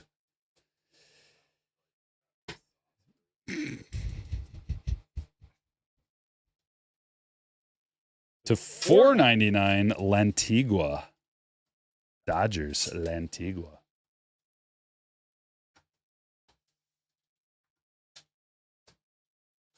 Cosmonkey amusement park. Wait, what happened to it?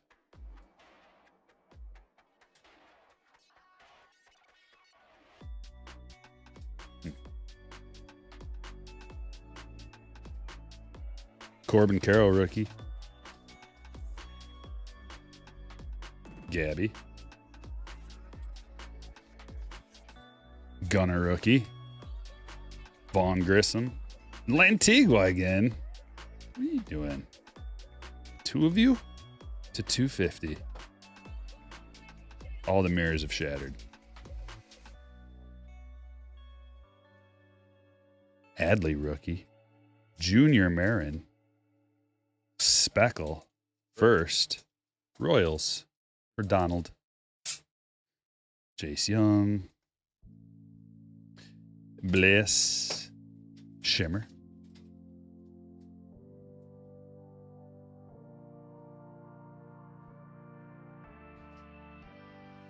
You know what it's like? It's kind of like,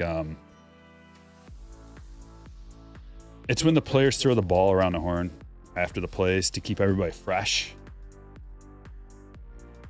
It's like when when you got trolls coming around, like all the mods are on their toes, and they're like ready. They got the band hammer ready to go, and they're looking.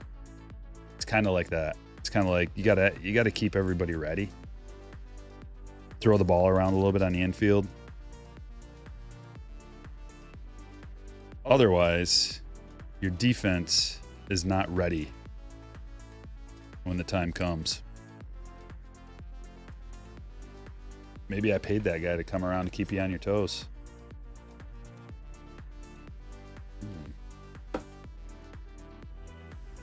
We're gonna get the auto up there at the very least.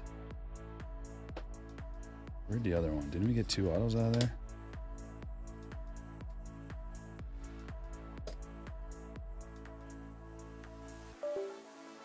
Uh-oh. Where's the other one?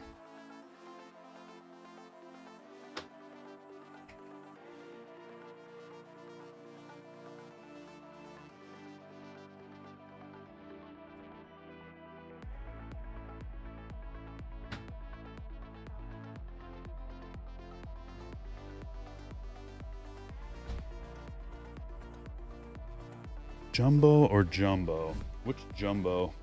We'll do this Jumbo. 2023 Topps Chrome. Derek with a 19-month, almost the start of the season. Good vibes. Chris, you're still at work. Got lucky you caught him. I know you got your eyes peeled. Chris lives for nothing more. Like, just the quickest band hammer in the West.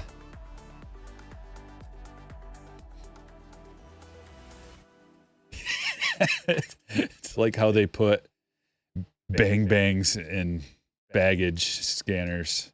Yeah, to keep the agents on their toes. Yeah.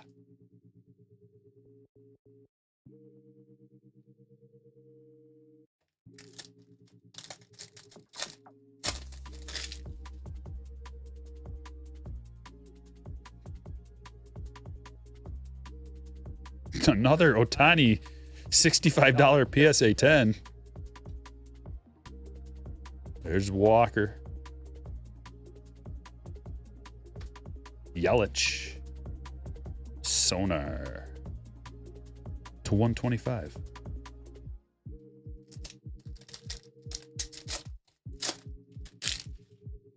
Any mod openings? It takes a while. I gotta recognize you for a long time before I even consider it. It's an exclusive club. You got to be an absolute legend. Buddy Kennedy. I thought for a second it was going to be Corbin. D-backs for Ben. I don't give out a lot of mod cards, Dooley.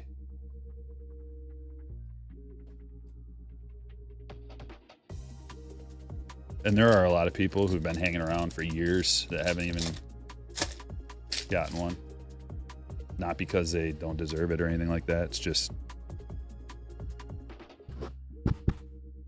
there's just a certain criteria that has to be met before you get it.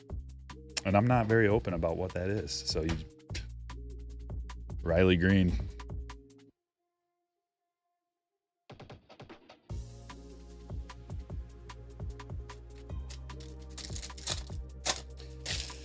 But step one is asking and getting denied. I'll tell you that much.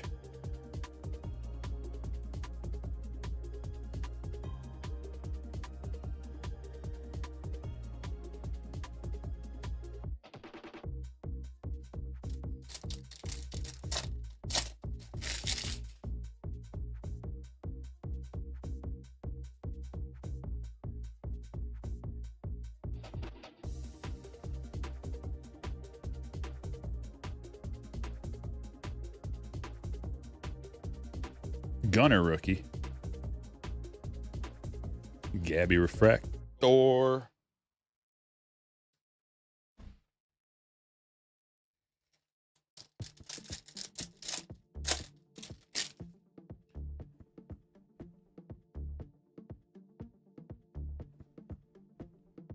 forget to hit the like button. We've got over 500 in the house, and we need to pad the likes. Only 200 likes. Sean Bouchard would be very disappointed in the amount of likes. Look at his face. He's not impressed. That's a refractor auto to $4.99 for Justin.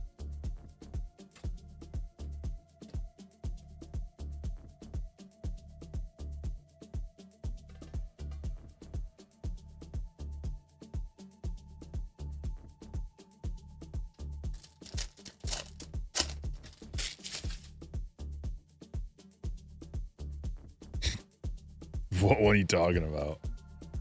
That one or that one? We got another. I mean, if Ohtani's a $65 PSA 10, Judge has got to be 60. A little less, maybe. Negative Yachty. Refractor Mookie. Brandon with a 58-month membership, chat. Hitter chat. Shout out to the best breaker on the planet. Thanks, Brandon. Your commitment to excellence is second to none.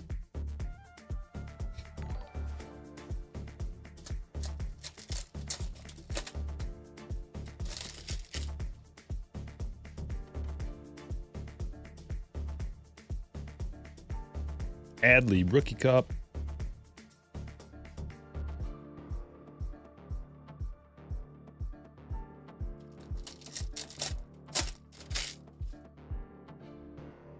This is the set that got you into collecting. Bought a lot of 23 Chrome. Yeah, you and me both, brother. I mean, as far as buying a lot and ripping. Another auto. Freddie Furman. Ooh. Hype Force. Brett Beatty. Rookie refractor. Oh, Acuna was the other buyback this year. Acuna and Ohtani.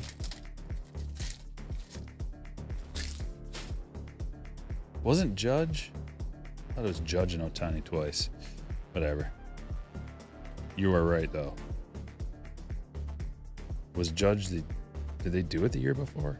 This is 23, 24.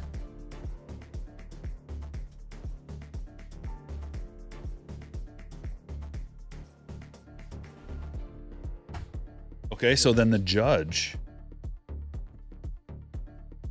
$12 PSA 10.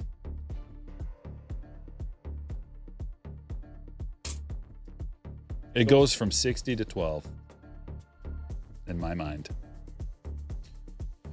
I need some thickies. 55 points.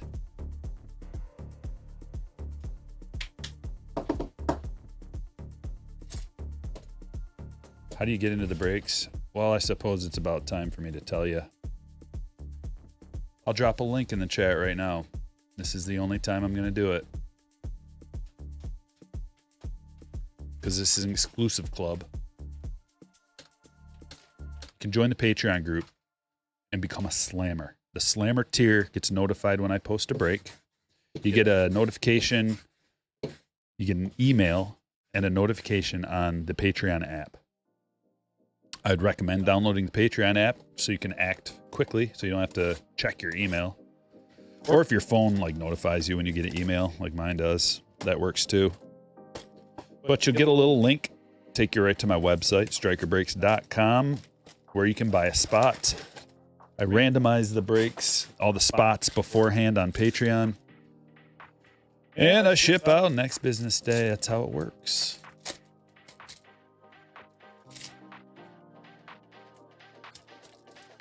Streambot was way ahead of me. Yeah, I know. He always is. Streambot just dropped a link to my eBay store. But he drops a link to the Patreon thing every once in a while, too. There's a Dylan Cruz silver pack. We like that.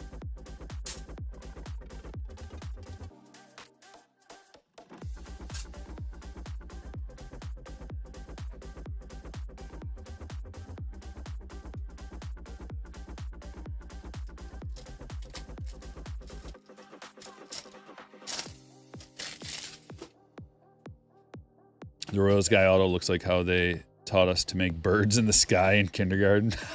Yeah. Yep.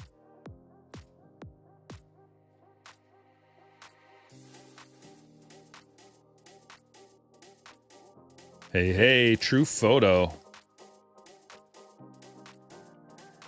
True photo variation of Ryan Helsley.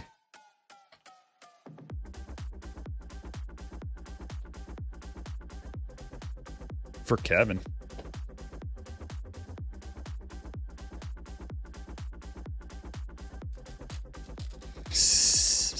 Streambot's a good man. Hard worker. Works for free.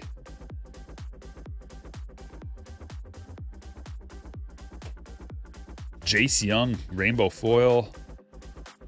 Going to the Tigers, Jason.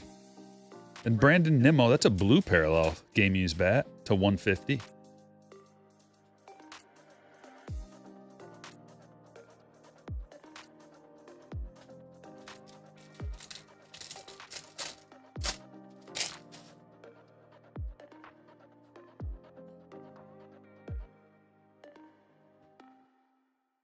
Nice to see Trout hit a home run, even spring training.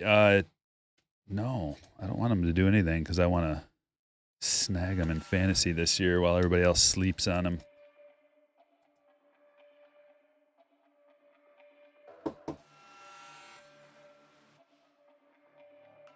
I want to be the special boy who knows, but nobody else does.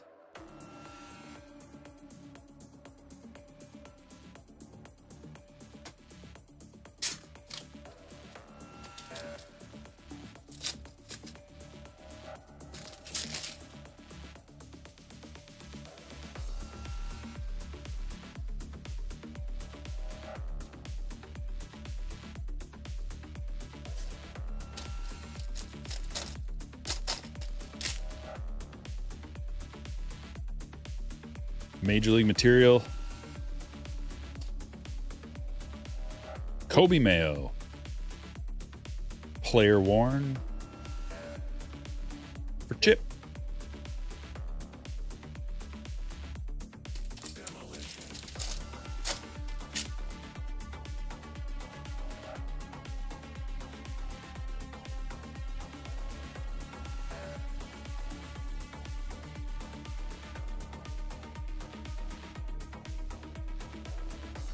Not a lot going on in that pack. True photos look exactly like Stadium Club. Well, Stadium Club actually has like usually has like a partial border on there, and it says Stadium Club or something like that, you know. But I know what you're talking about. I know what you mean.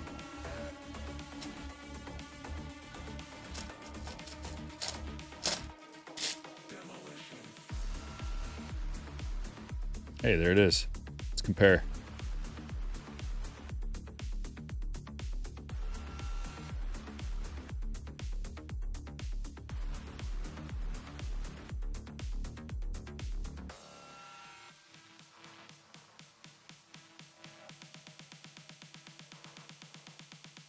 I liked that Kevin Hart idea that they had, where he was like a mini Kevin Hart was hiding. I think they should do that more often with different themes. Like, what if they had a Where's Waldo theme? It doesn't have to be Waldo, but Back in the Crowd or something, like all blurred out.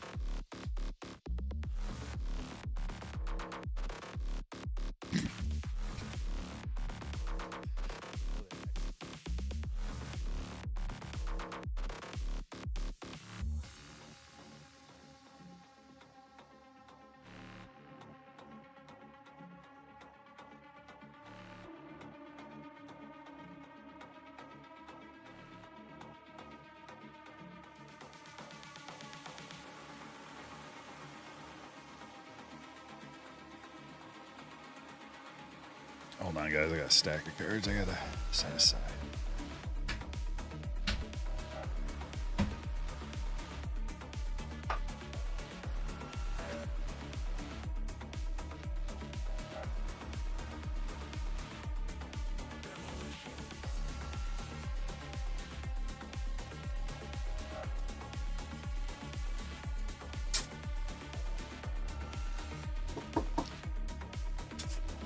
Gonna have to start paying me for the ideas. No, they won't.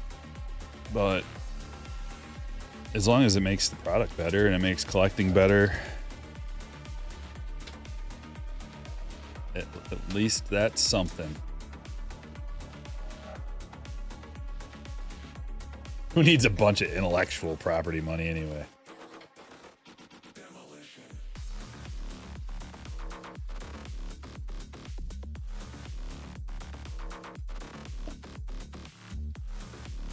Kyle Tucker. Can you believe that? Dreamweaver.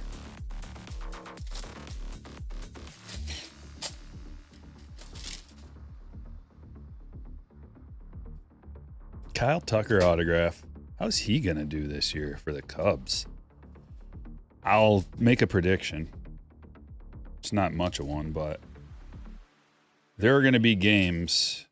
See, when it's windy there, games go crazy. So he's going to have some big games. I think he is going to have a better season.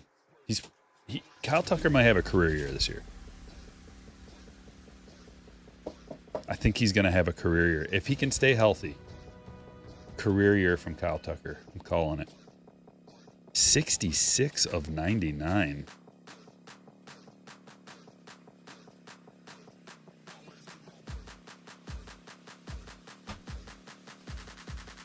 Now we got the ball. Let's get these out of the way.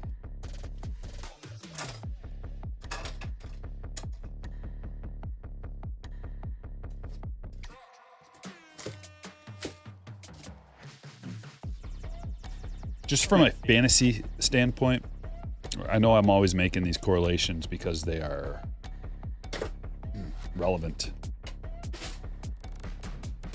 When there's ever a game in Chicago at Wrigley, and if the wind is just blowing out a little bit, which is always,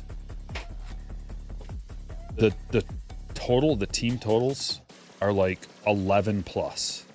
A normal team total, game total, I should say, game totals. Normal game totals are between 7.5 and 8.5. So like Coors games are like 11 to 14. Boston games are like usually 9.5.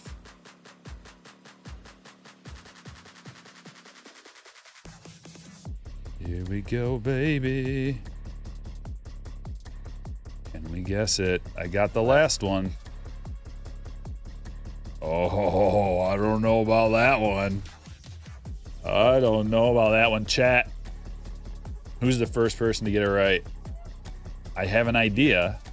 I'm pretty sure I know who it is. I'm gonna let you put it in the chat though. I mean, there's only one person that it could be. Can you see it? See it good? There you go. XC. It's only one X, right? Let's see. I see an XB. It's like a lowercase b, but... Oh, it's not. It's Gavin Lux. Is it upside down? Is it supposed to be like that? Is that why? Oh, did anybody put Gavin Lux? No. No, they didn't. They fooled me. I saw an X and a B. XB. But I should know better because it's not...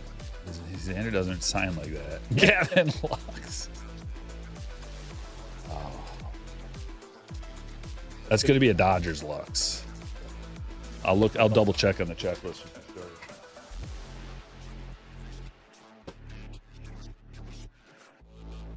Oh boy.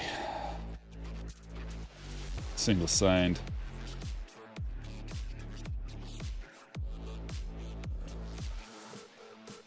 They're not in alphabetical order? Oh, we're looking at Dodgers, okay. There he is, Dodgers Lux.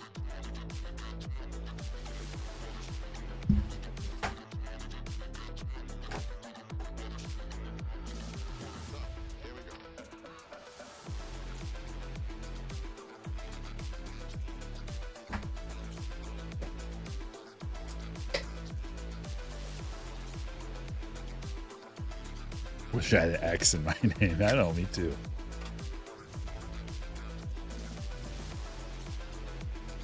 Maybe I should change the K to an X. Stryxer. Just to have an X.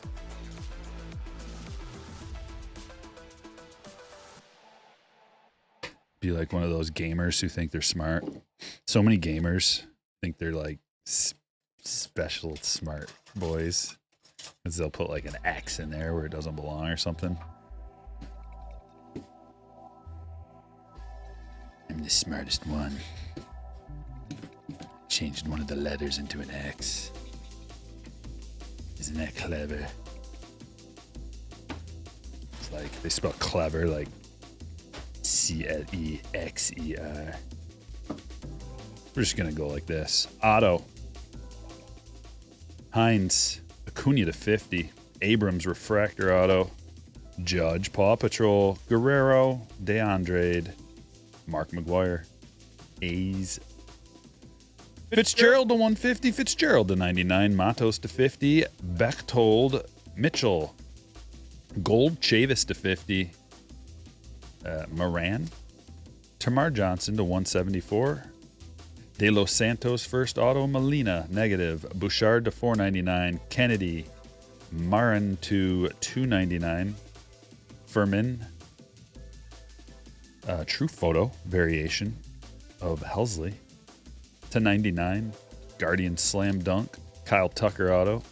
Kobe Mayo Major League Material. Brandon Nimmo Bat Relic blue to 150.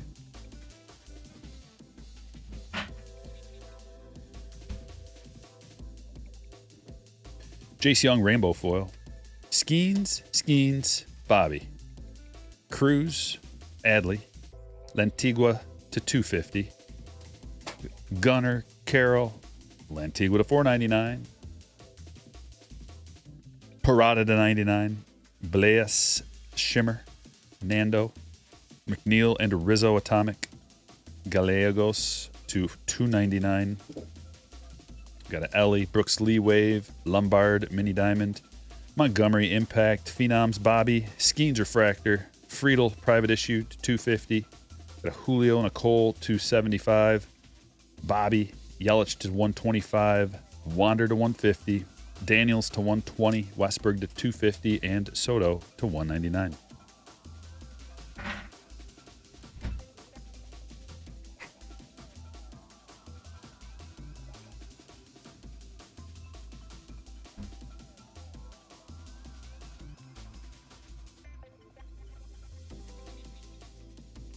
We're going to start with Bowman's Best again, and we are on break number 3. Welcome, break number 3.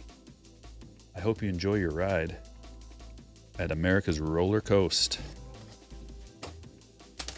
in Michigan.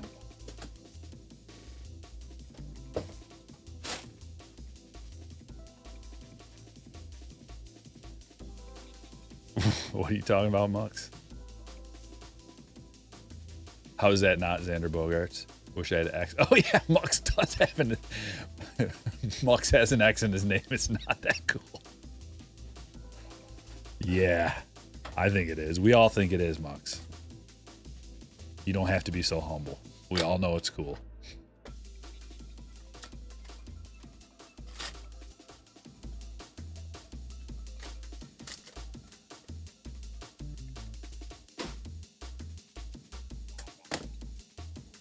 Let's see some Cardinals. I can guarantee that there will be a Cardinal or two that we'll see. Whether it's on the stage at the end of the deal, it's a whole nother thing.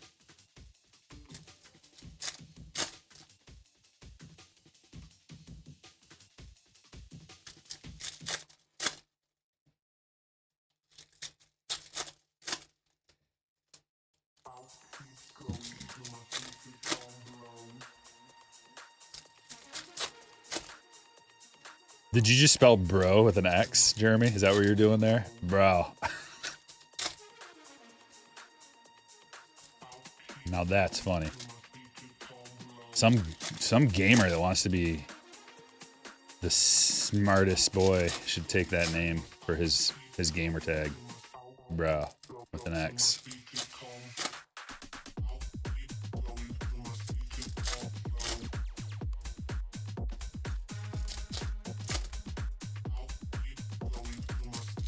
There's a female gamer.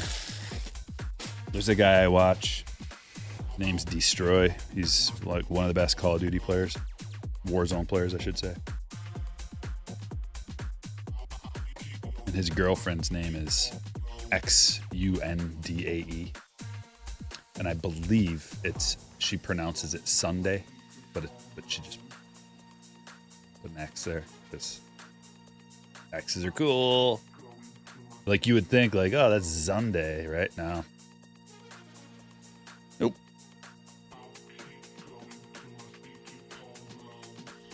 Manoa. Another Manoa, man. He was around, wasn't he? He was available to sign some 2019 Bowman's Best cards. He even put his number on there. He's like, I'm going to be a big deal. Gonna be big. That's for sure. Nolan Gorman. You had it all in the palm of your hands, Manoa. You had the whole world. Maybe this year. I like these neophyte sensations. I think it's a pretty difficult pull. Josh Young refractor. Brett Beatty. We got some people. Some names. Partial names. Derek. Wait, am I on the right one? I am. Basketball Goat. Hello, welcome to the chat. How are you? Have a seat. Kyle Tucker. Rookie refractor. Casey Mize. Julio. Now there was a good call for future foundations. Good call, 2019 Bowman's Best. You got one of them right. Otani refractor. Acuna. I like how the autos are flipped around. Nate Lowe, look at this. We are 4 for 4 in people we recognize. The Nate Lowe rookie. I'm sorry, 3 for 4. I'm just predicting the future. We're bound. How about the next one? A Tatis rookie auto. Scherzer Atomic. These cards are nice, man. They are quality. Thick card stock. Clean. I'm not seeing scratches or any problems. Quinn Priester. It's no Nando. Kyle Tucker rookie.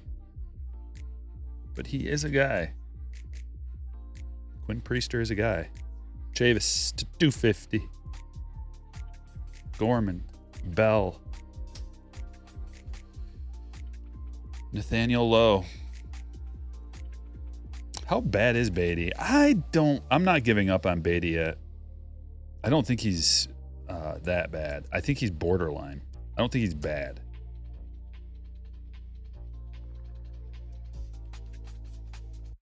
Although his autograph has certainly changed because I have his rookie auto and it does not look like that. I don't know if you guys saw the thread on X where this one lady found a bunch of different Jackson Merrill autos. This one lady, I'm so bad. I don't know what her name is. She's probably way more popular than me. But she found a bunch of different Jackson Merrill autographs and put them like in the same picture, and it was funny because they're all different from different releases in the same year, all different ones. It was the most blatant difference in an auto over the course of your autographing MLB career that I've ever seen. Yeah, how are you supposed to authenticate it? Well, there are ways. Like they judge like the little curl on one of the things. Like there's one thing that's consistent. It's like throughout all of them, his J has a certain style to it. Even though they look different, there's still a style.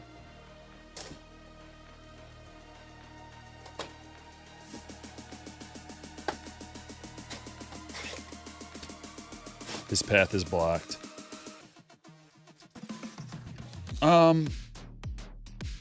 That's assuming Vientos stays good. I'm not gonna guarantee that, man. Vientos turned it around last year, but I've seen players do that before. Like Vientos did not do well for like. I mean, here, let me give you the receipts.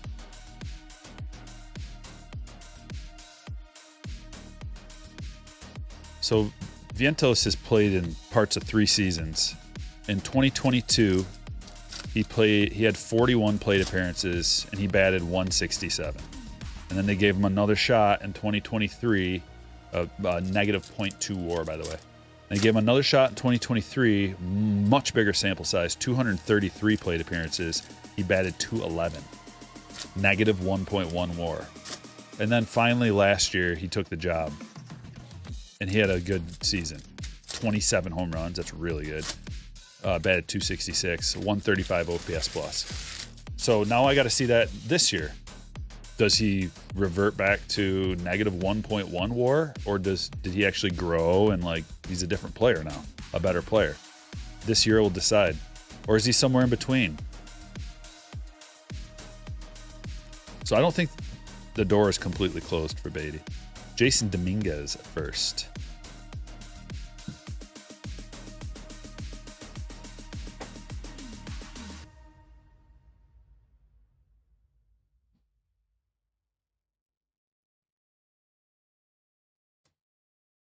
Luis Garcia, green to 99.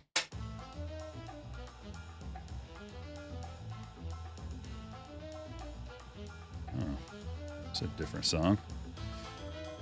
Tristan Lutz to 499. We got 2 parallels in this box. Remember, 2023 blasters when it rains, it pours. I wouldn't recommend just like, I know it's easy to say, but a case of these to get your full array of what you're supposed to get. Because one box you're gonna get no parallels, the next one you might get 1, the next one you might get 2, the next one you might get 2 and an auto, and then you're dry, box after box after box, and then you go boom with multiple parallels. A chrome Bobby first, maybe. This is one of those good boxes.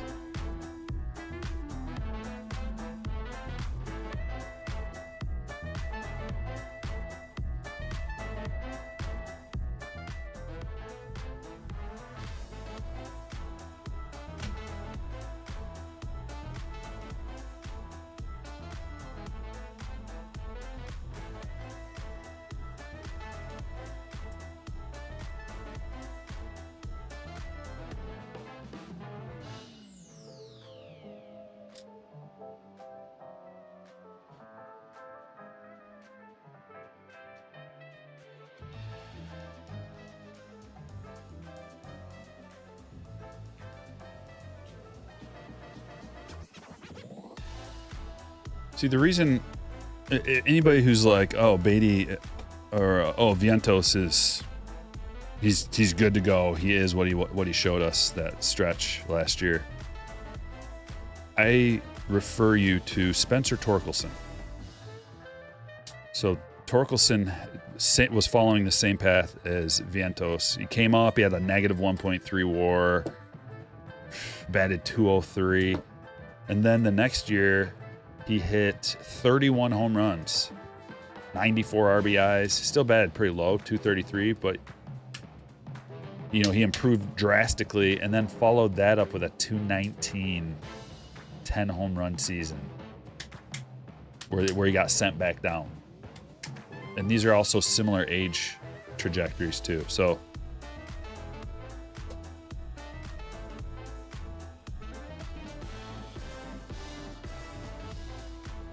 not so fast.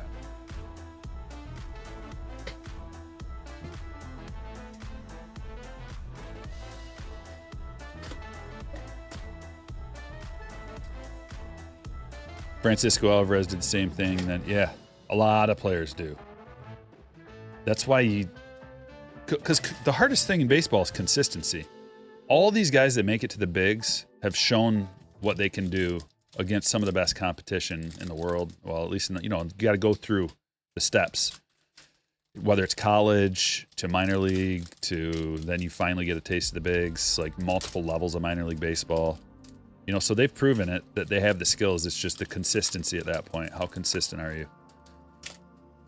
Of course, you can hit a home run in the bigs. All of you can.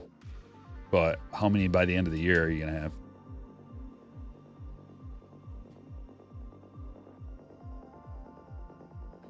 I thought that we would be seeing some. Oh, they're back parallels. That's why. Sovereign baseball.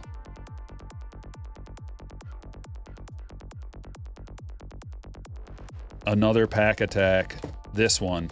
The last one was not bad. We got, what, 3 chrome packs and an auto and a relic. Let's hope we find the one with one of the monster packs. That's halfway decent. Same, halfway decent. That's what we got an auto and a relic out of. That's a thick boy. There's a potential in here for a hit. That's not too bad. Bowman. And that's about it. So some mid. Few decent packs. I think actually we got our money's worth and a little bit extra probably out of this box.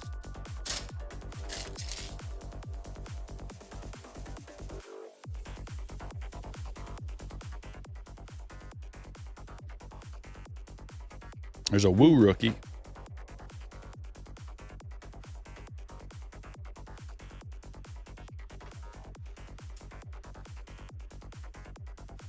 '22 Series 2. Pulled a Mayo HFA out of a flat. Very good, very good. Upside down. Rainbow foil. Widener. And a numbered gold. David Bodie.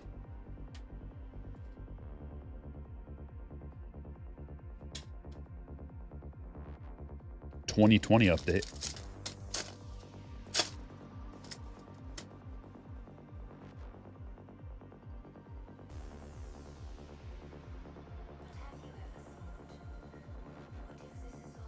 Chrome Turkey Piazza. Castellanos for the Reds. Randy. That's a Randy rookie for the Rays. Triple R's. If you don't remember, Randy had a rookie for the Cardinals. And then he got his uniform change. This is Optic. 2021 Optic. Kyle Tucker. Oh, that's a tough hit. I think. Fort Knox. Aaron Judge. I think that's a tough one. A little bit of help in the chat. Been a minute since I opened 2021 Optic. But I'm going to put them up there. Whew, these are brutal.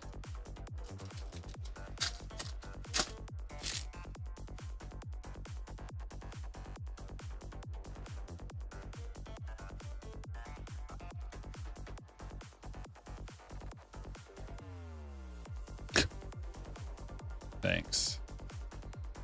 Here, I'll throw these into somebody's if they're not expired. Let me see. Doesn't say they expired. Somebody's randomly going to get some Panini points. McLean. Gotta love that. You know, what a scam. That's probably the biggest scam of the 21st century. Panini points. You get this instead of your auto, by the way. It's as good as an autograph. I used to get so mad.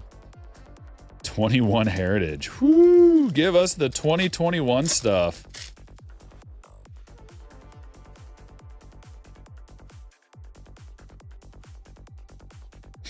Moving on.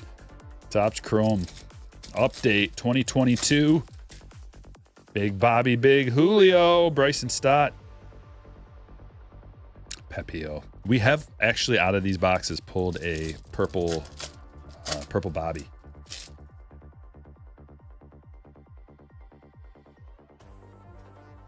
Couple of hits. I'll make Abel 18U national team. And let me just make sure there's no numbers on here. Well, she's expired, but maybe you never know. Carson Tucker, prime numbers, A signatures, card number 23. Can you imagine not getting your card in time for Panini? Like as an 18-year-old. Imagine having that gig. Your first gig of making money signing autographs and you couldn't get it in time. Sorry, bud. You're probably not cut out for success. I hate to be so blunt. Let's see. Have we heard of him? Carson Tucker. I'm sure he's... Let's see what he's all about. I'm curious. He's not on Baseball Reference, so something tells me. Flippin' burgers. Motivational speaker for elementary students. Wow, look at the size of this card. Can you see that one sticking out the bottom? Hold on. Oh, it's just stuck. All right. Lives in a van down by the river.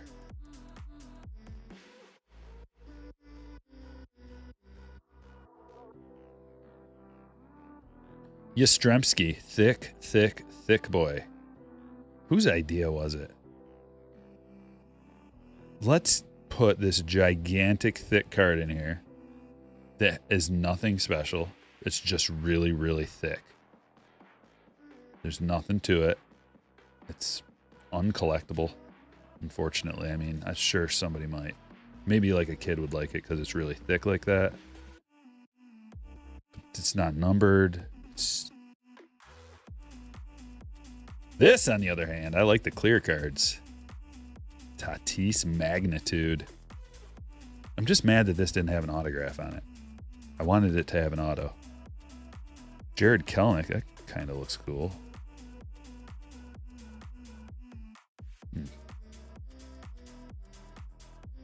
Crochet, Mize, Titan. Nothing numbered. Where is the numbered stuff? Ichiro. Last pack, it's a 2023 Bowman.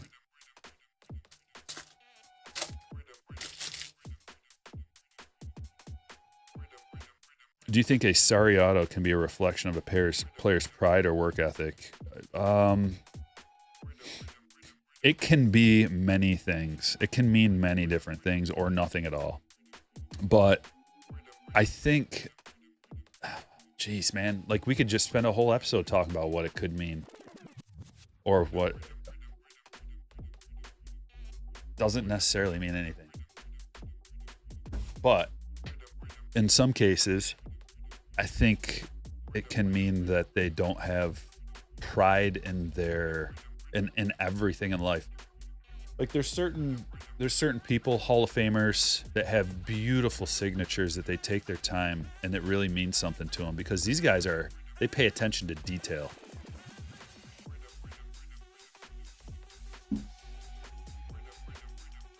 And every detail matters when you're trying to become a better player, a better big leaguer, and it shows.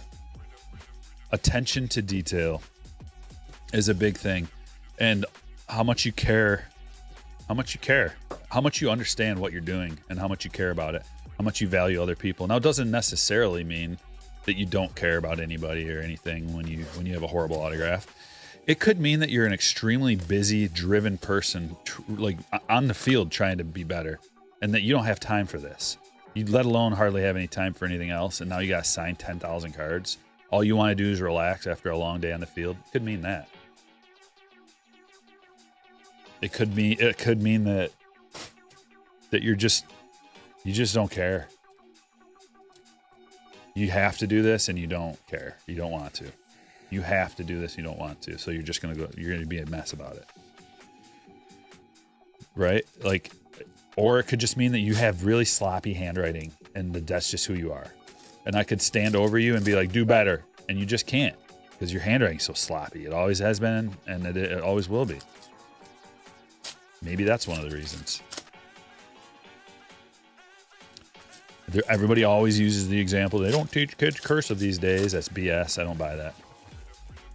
You know, everybody knows how to sign their name, whether you learn cursive or not. Because you'd start doing that from the time you're like first able to write. Everybody wants to sign their name. And then as you grow up, you got to start signing things in real life, especially if you're an athlete and you're getting endorsement deals, or you're just like, you just have to do that. You sign it for credit card or a bank statement. Every time you use your credit card, you get, so I don't buy that. Worst I've ever seen is Shaq. Yeah, Shaq's a known lazy person.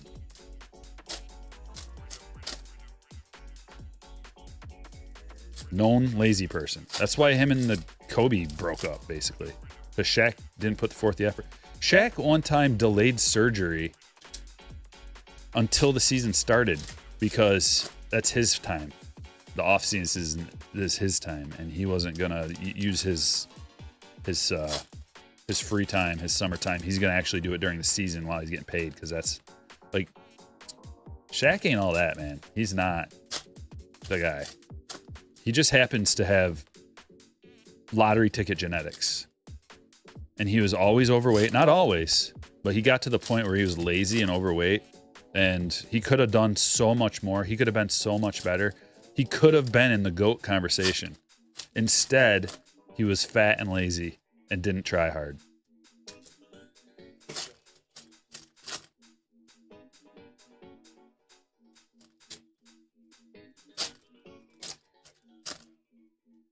I don't remember.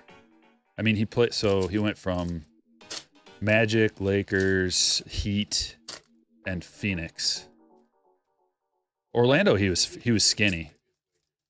Lakers, yeah, there was all kinds of stuff while he was playing for the Lakers with his lack of effort, lack of running down the court and stuff. And like Kobe, it was the guy of like try hard guy, like known for being like a gym rat, and like, I mean. And then you got this guy who's just resting on his laurels. He's just like, I'm the biggest guy in the world, and I can dunk the ball. I'm not even going to bother learning how to shoot free throws. I don't even need to do that. But they have a strategy. It's called Hack-a-Shaq. Maybe we could win some more. No. I won't do anything you ask me to do. I'm Shaq. Please? We could win every year the championship. You could be the greatest of all time. No, I don't have to try, and I'm already this good. And you're giving me hundreds of millions of dollars, and Stephen Kwan.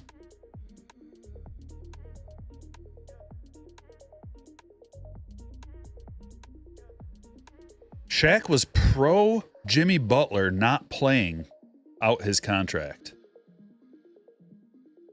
He argued in favor of Jimmy Butler being a baby and not wanting to play for a contract that he signed for $50 million for the next 2 years. He signed an extension. And because the team wouldn't go over and above and sign him to more years, he's like, I'm not going to play. And Shaq's like, yeah. He was like all about, because that's what he did when he was a player. So he has to defend Butler. And like Butler's old now, and just I hated that whole thing. I hated that Jimmy Butler saga. Like, ugh. Curtis Terry, $50 million. Making so much money to just play. You're not even gonna play every game. Who are we kidding? Not even gonna play 82 games. To just play like for several months out of the year, nobody's trying out there in the regular season. Nobody cares. And it's not good enough for you. Like, I can't believe any team wanted him after that. Talk about, you know how teams make those, like, they like blacklist players like Trevor Bauer? Why didn't they do that to Jimmy Butler? Who cares about him, really? Just blacklist that guy. He's a cancer for the face of the sport. Like, that makes the whole sport look bad, especially Shaq trying to defend him. Oh, bad luck, Shaq. Bad take. You sign a contract, you play. You're getting paid tens of millions of dollars to play, to dribble a ball around and just be very happy and fortunate and grateful for your opportunity. Then maybe people would watch your sport. Instead, ungrateful. ungrateful and soft. They're so soft and they don't care. NBA players. Not all of them, but a lot of them.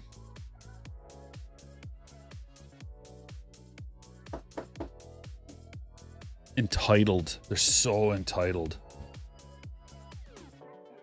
I deserve. Oh, do you?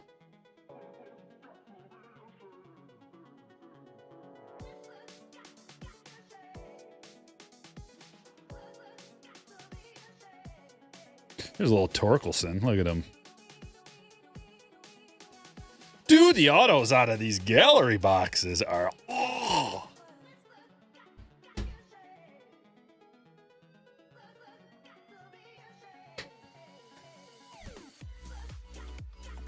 Yeah. Maybe. I mean, they'll, if the NBA survives, I'll talk about whatever I want. Pizza rolls. How dare you tell me what to talk about? Speaking of entitled.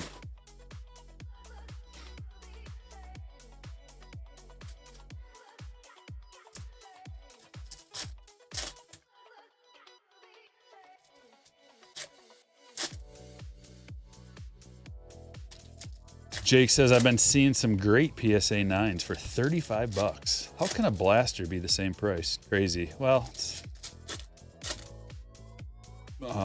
not PSA 10. But who are you talking about?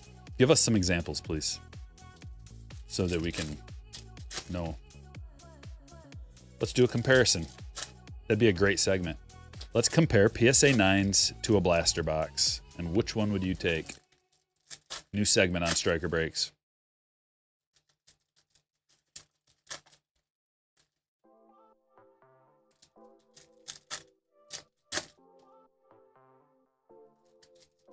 Yeah, avoid the alleged pedos at that other channel if you're going there. That's my advice.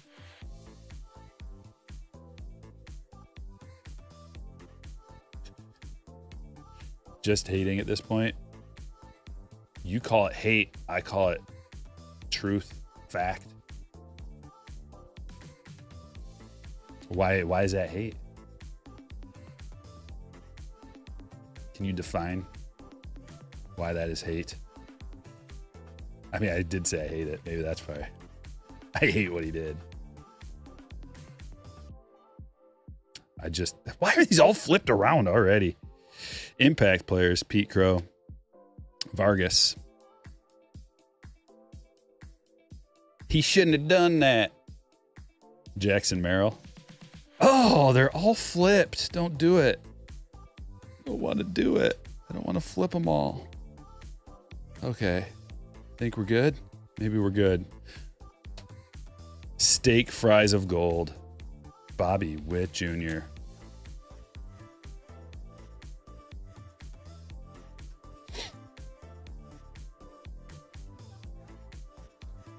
Speaking of entitlement, says the one complaining about all his pulls today. You don't know what this is. You don't know what you walked into. You have no idea what we're even doing here. What are we doing here? What is this?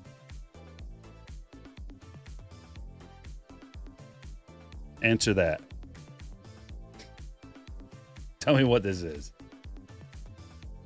Brilliant Morel. I can tell by your sentence that you don't even know what this is.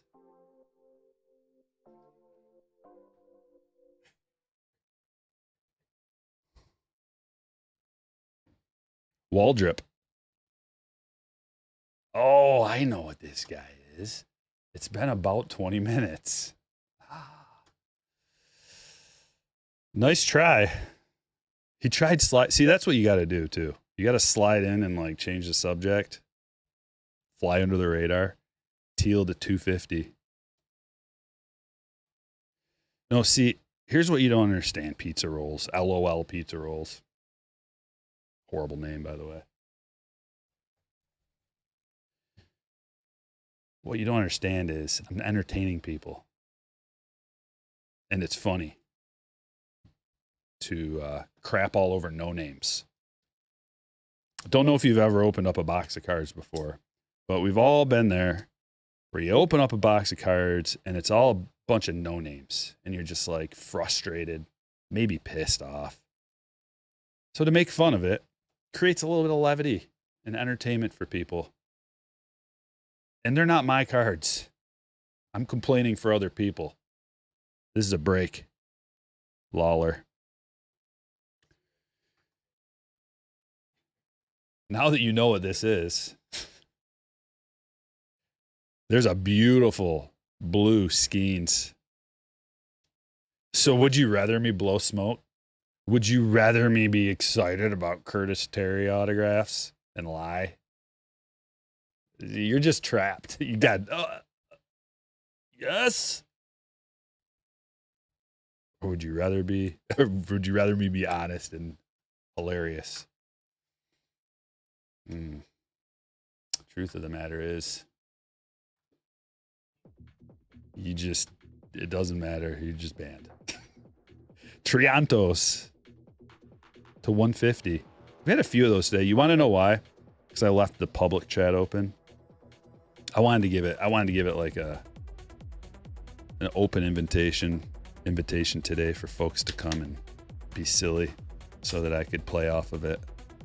I think it's worked to perfection.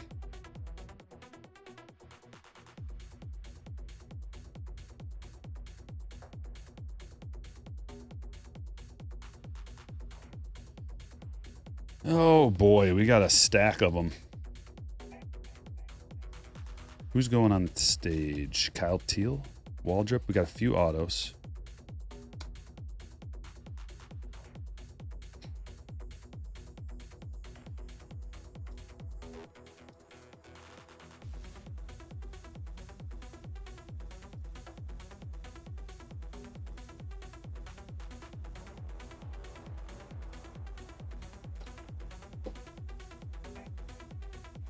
Could you imagine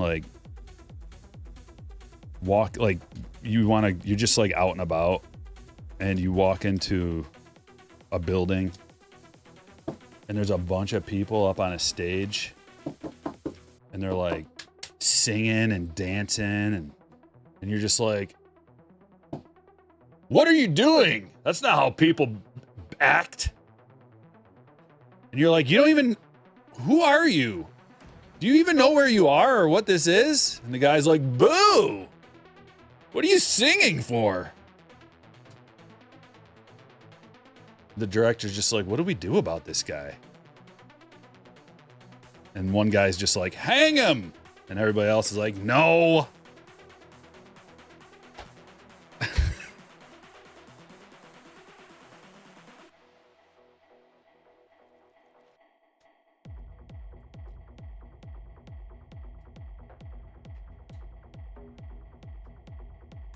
How about a 23 Bowman Chrome?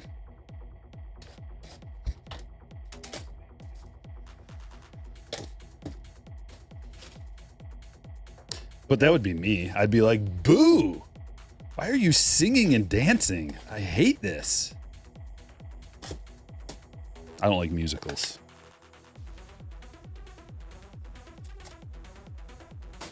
They take me out of it. I can't suspend disbelief during a musical. I can for a superhero movie, but I can't for a musical. Like, I can totally buy someone with a ring of power that can create anything that their will desires. But as soon as you start singing and dancing, I'm out. I'm looking at my watch. I'm looking around the room, trying to distract myself. Do you have any videos on how to start collecting cards? No, but I need to do that. That's on my list of videos to make and things to do.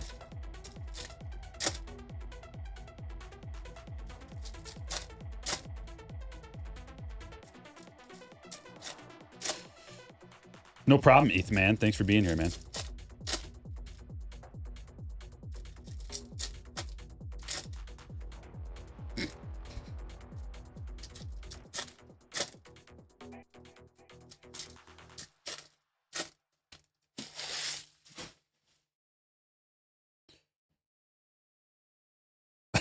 Oh yeah, Night Train.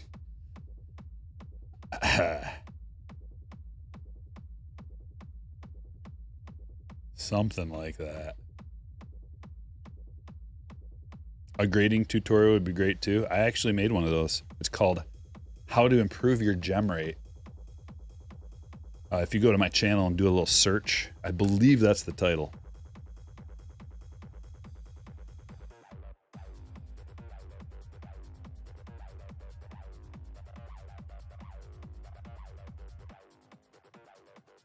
Plaz to $4.99. Axel. Hey, there's an X in his name. That's cool. Oh man, everybody with the requests on what to do. Put your requests in the comment section. After the video's done, you can go down and make a comment on the video. If you put if you have anything important to say that I should remember from the stream, because a lot of times I don't remember what happens during the stream, kind of a lot going on. But if you have anything important or requests like that, put them in the comments afterwards. That way I can just go and look at any time and it's there. I can't go and see these comments during the stream unless I go back and watch the whole stream. Clark Elliott, Atomic to 100.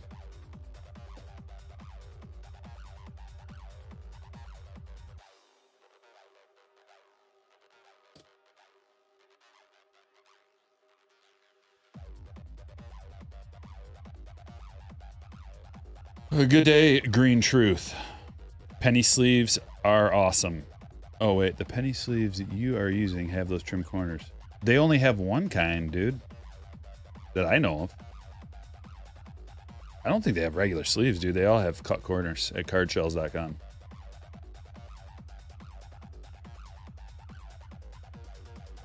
Even the thick sleeves have cut corners. Jackson Holiday Shimmer.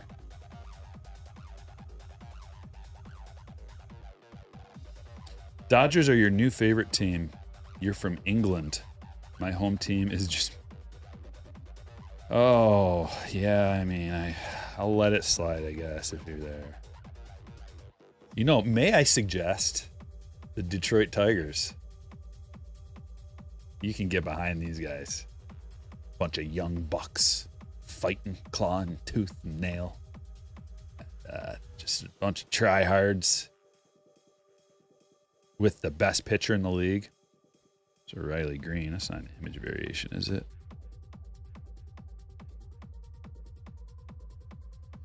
Anybody can root for the Dodgers to $4.99. Let me just give you the insight. I don't know anything about soccer or football. Speak your language. I don't know anything about football, but I assume there's a team, like the best team that everybody hates because they have all the good players and all that. That's the Dodgers. So while you can like them, I'm not going to encourage it. Can I sell you on the Seattle Mariners? I'll sell you on a few different teams. How about the Baltimore Orioles? Bunch of young sluggers heading into the prime of their career. Bunch of high draft picks. Ricardo Perez autograph. What about... Should I sell him on the Mets? I'm not going to sell him on the Yankees.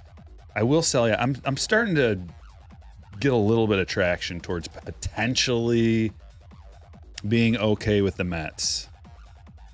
I've been thinking about it. Matt McLean. Ooh, the Reds. Now the Reds. Ellie De La Cruz. That's what we're talking about. Matt McLean, though, that's an orange to 25.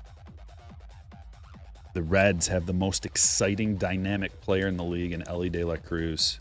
And they play in a ballpark that is susceptible to home runs and action.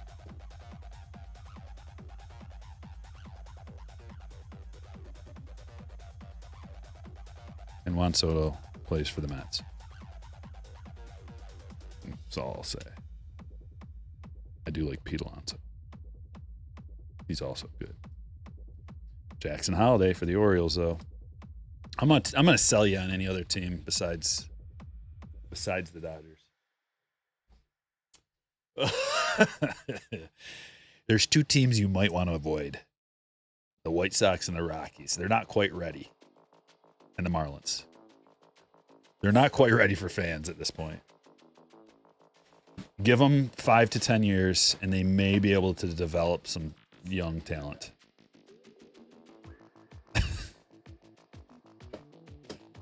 Ricardo Perez. Come on down.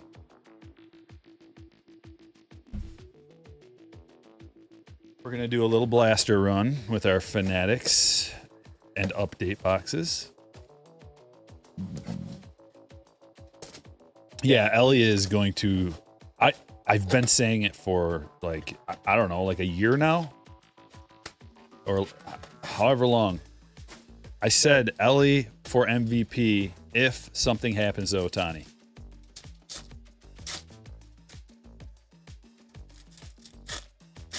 Why don't you put your money where your mouth is, Stryker? Okay. I will. I already made one bad bet. Why not two? Orioles are your second favorite team? I like it.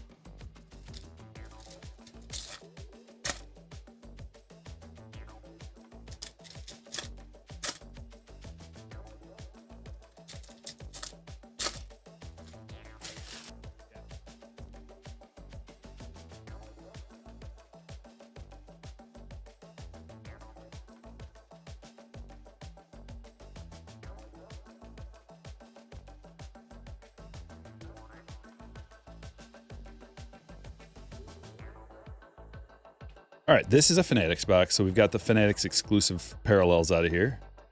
And then we'll get 2 other parallels too. So we should get around 11 parallels out of here. Let's count them. There's 1. There's 2. O'Neal Cruz rainbow foil. There's 3.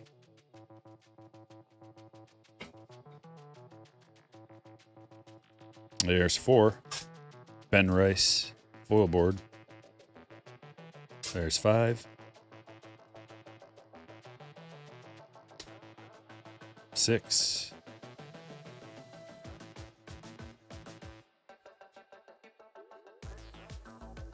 7.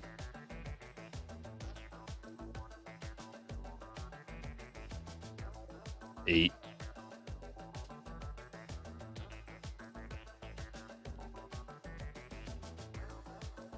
9.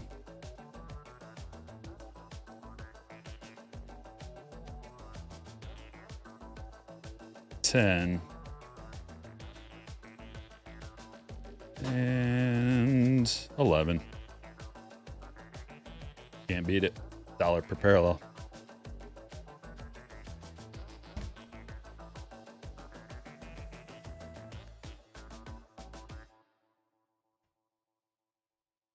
Oh.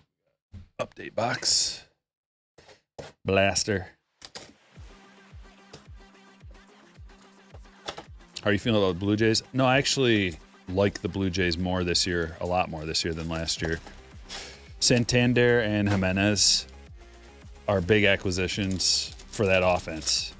And actually their pitching staff is not that bad. I was low on their pitching, but it's not that bad. Especially if Manoah is back and serviceable. That's a bit of a reach, but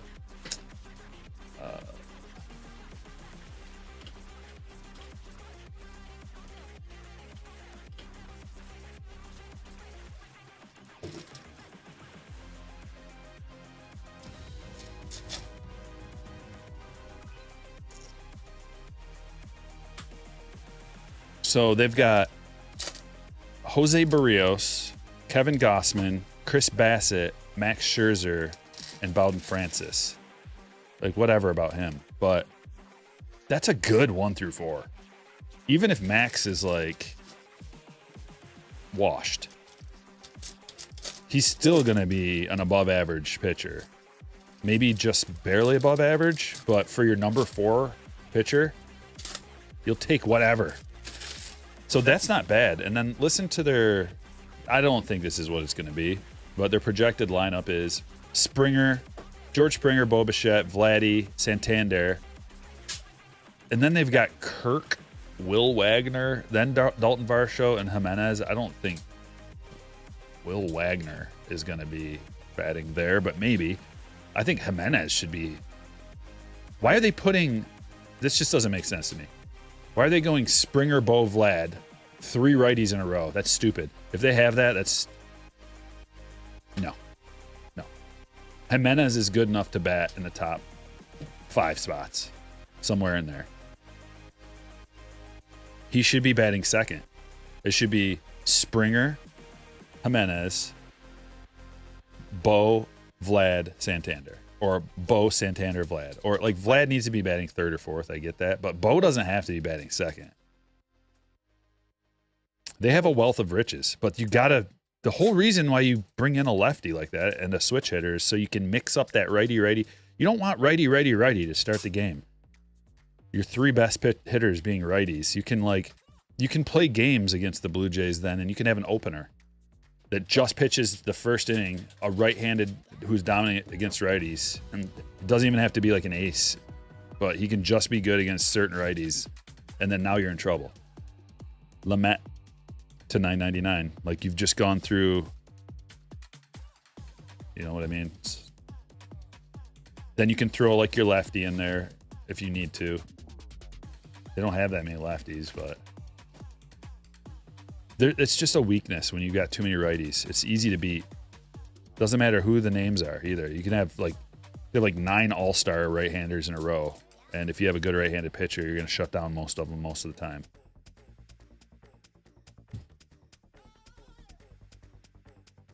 Got a foil board to $9.99.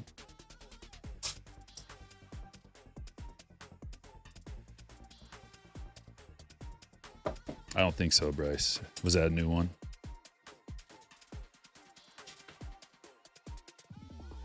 I generally don't watch stuff like that.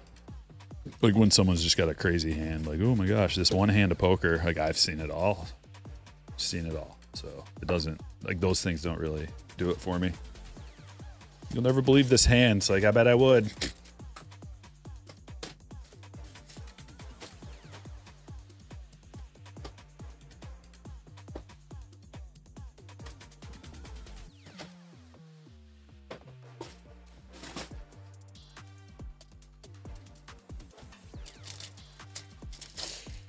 ...2003 Topps Chrome Jumbo Box.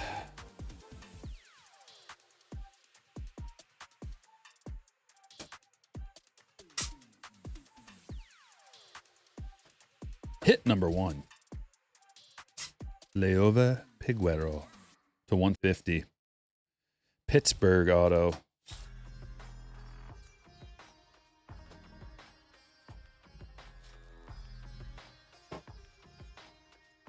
Going to Logan.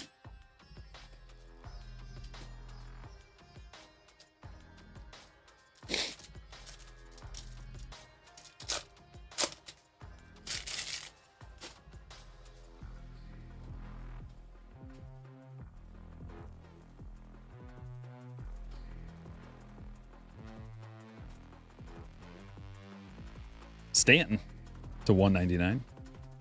It's going to John.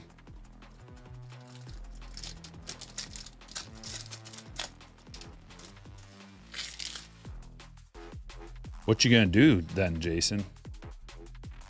The fees are what they are. They're not that crazy. Where are you gonna sell them if you don't sell them there? You're welcome to go anywhere else, but they don't have near the reach or advertising power that eBay has. I don't even care. I'm just saying, if you want to establish your own following and your own like clientele customer base and then take it to your own website, do you know how many people you would have to have? You know how many customers you would have to establish to get to the exposure of eBay? Like millions. That's the beauty of eBay. There are other places though. They just don't have near the reach or clientele customer base. You just gotta bake that in there, man. It's just part of it. fees, selling fees. It used to be worse. Like, people don't remember the days of when you had to pay eBay. You had to pay for eBay with PayPal. So there was a PayPal fee on top of the eBay fee.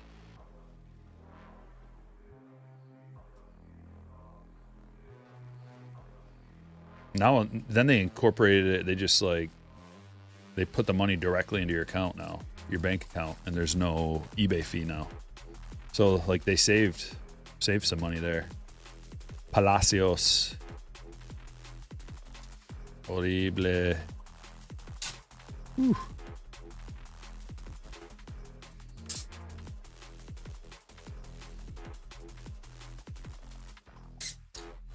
Best box to buy as a beginner.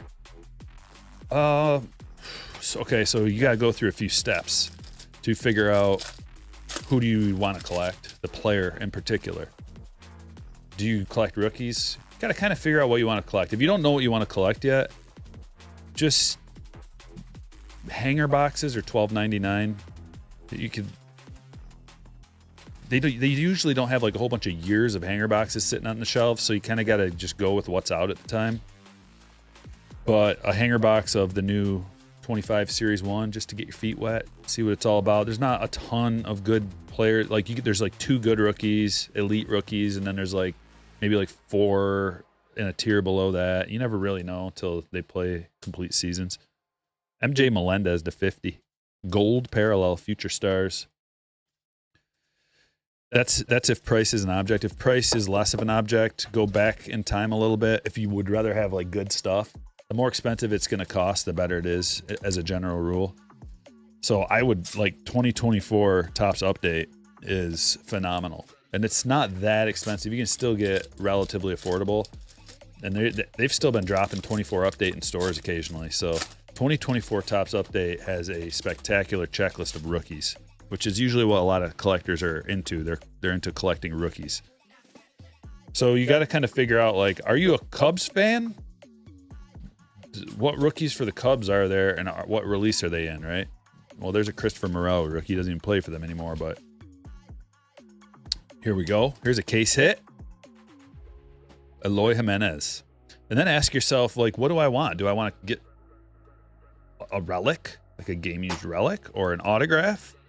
Or do I want to chase the parallels, which, if you don't know what a parallel is, that's like, this is a parallel. It's to 199 aqua color.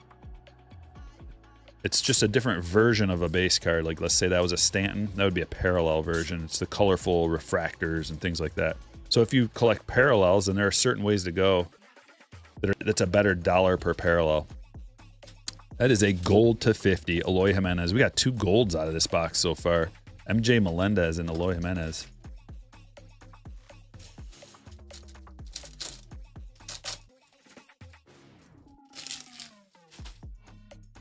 No, Scotty, unfortunately, I don't do that. eBay frowns upon people that do that. I mean, to an extent, like, I can do that. I'm not, it's not like that. What I mean is, like, if you're on eBay and you have a card listed on eBay and someone emails you like, hey, let's avoid the eBay fees, sell off of here, they frown on that and you can get in trouble for that. But like, that's different because we're just on a different platform, so it doesn't matter. But I don't do that, partially because of that reason right there, and partially because it's all set up. I already took the time to list it on eBay. It's all there. It's easy. When it's ready to ship, I just hit a button, print off the label, it goes. Also, eBay has a policy where they like cover your 3 boxes, 3 for 3 Otanis. So it's safer for the buyer and the seller. The tracking information is there. eBay's like the middleman that keeps track of any potential shenanigans that might happen, and have, you know, they cover you for stuff. So I just keep it that way. There's a Morel rookie. That's a big Morel to 50 gold wave. We got 3 golds out of this box. That is unheard of.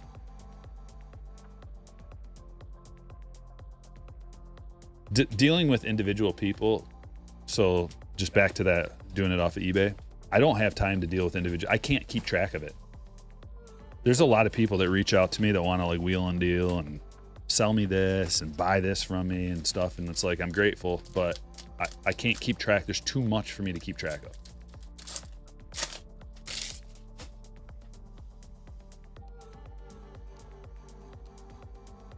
But if it's just a sale on eBay, I can keep track of that. It's all taken care of. It's all tracked. Michael Massey refractor auto to $4.99.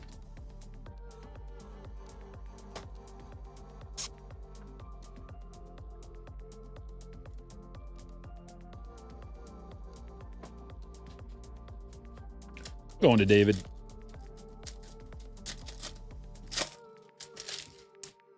eBay forces you to refund customers just because they say something. No, they don't. I've been selling on eBay for 20 years straight. 20 years. Thousands and thousands and thousands of transactions. I'm an expert at selling on eBay. I've seen it all. I've dealt with it all. They don't force you to. That's nonsense, Wong. There are situations where things happen, but there's tracking proof. As long as you have tracking proof, you're covered. And you do, because you use their system to ship out the item. If someone really wants to scam you and go that route, then, I mean, sometimes there's some, maybe that can happen. I don't know. Like, I've been covered. Like, everything has been covered if there's ever been a problem.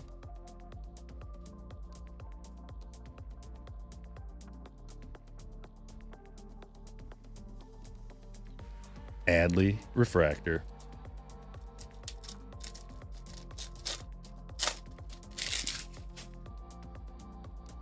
Which packs have the highest chance of autos?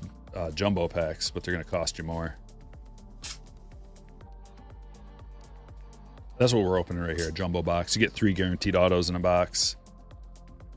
Riley Green rookie.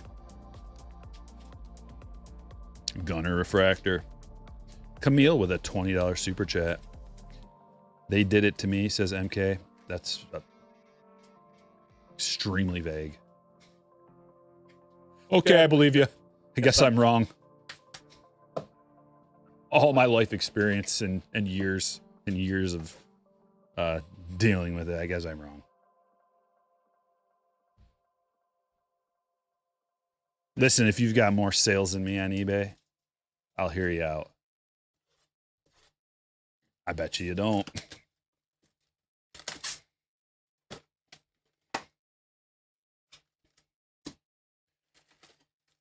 A jumbo.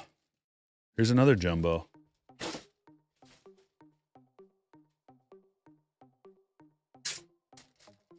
Couple of silvers.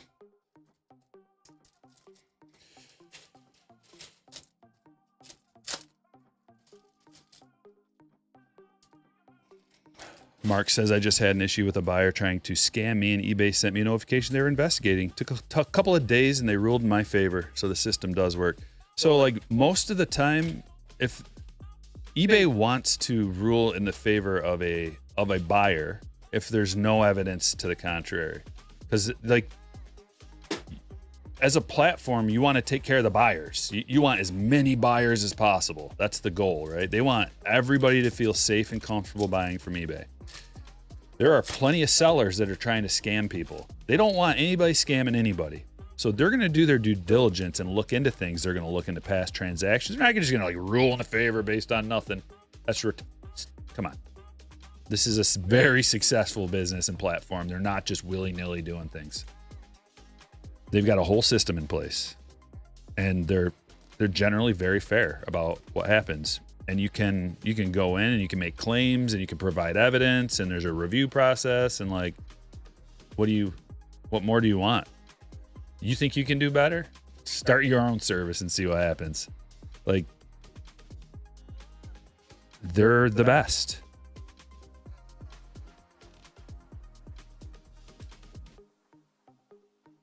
I've been taken care of on both ends as a buyer and a seller from them. You just got to properly go through the hoops.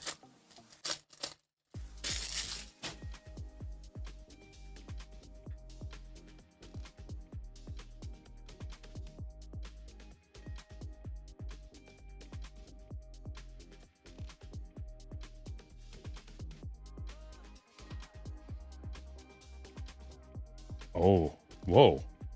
2 numbered cards in a row? 1/25. What is that? Oh, it's an orange. Look at this pack. Foil board. A blue /150. Ahmed Rosario. Orange Reese Hoskins /25. And Adley.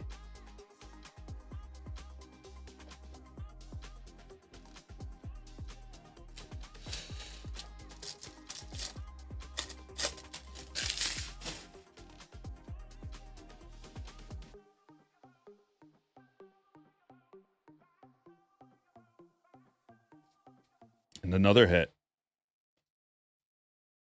Noel. Rainbow foil. And there's Abreu, City Connect. Unnumbered. Boston hit for Michael.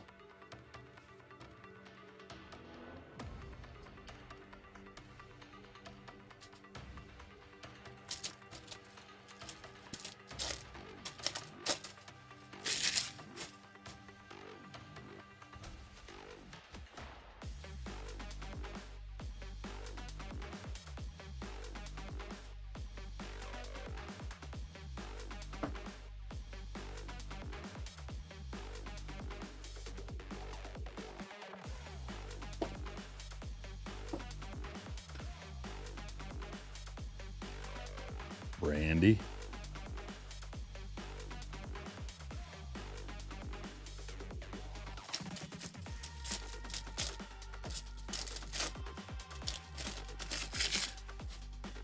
Tracking system for the eBay standard envelopes. Yeah, but it's like a known.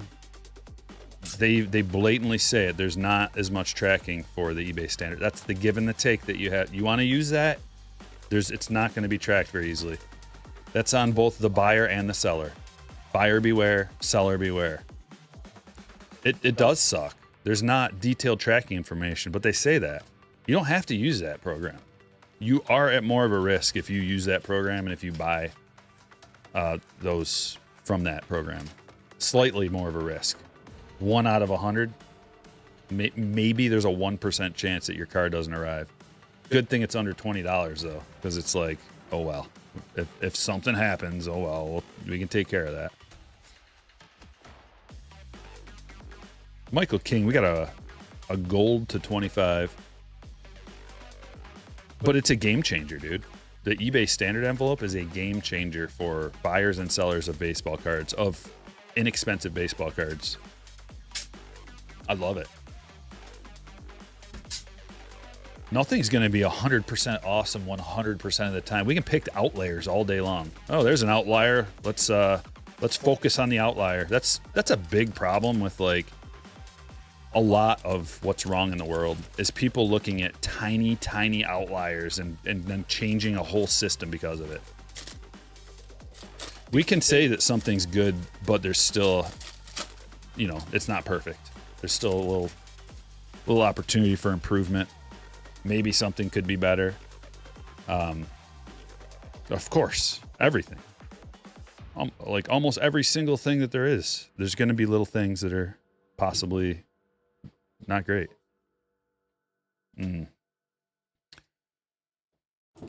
Langford, player worn. No, I absolutely love the eBay standard envelope. Game changer. Another game changer is the authentication, the third-party authentication.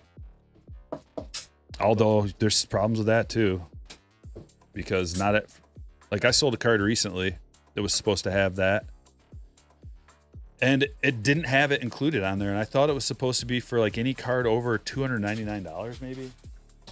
I don't know the details. I don't sell cards that are that expensive that often, but I sold it and shipped it out, and it didn't have that third-party thing that they send it, the intermediary.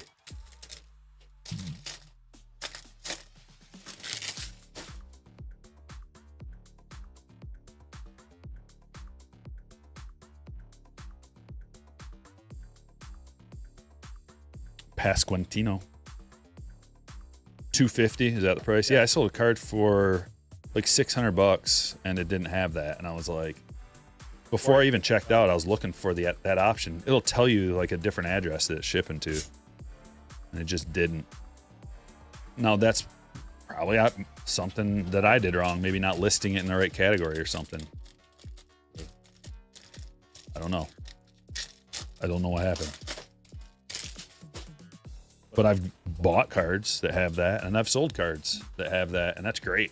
That's like the StockX thing where there's a third-party intermediary, but that's not perfect either.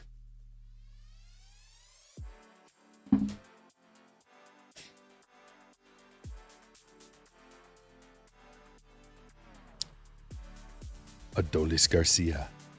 Team border. Kind of strange. I thought it went all the way around. It just stops right there, eh?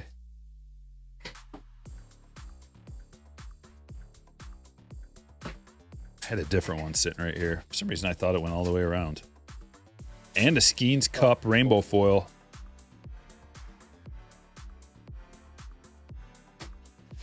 Single cards should go to authentication. Multiples one is a single card. $600. Buy it now.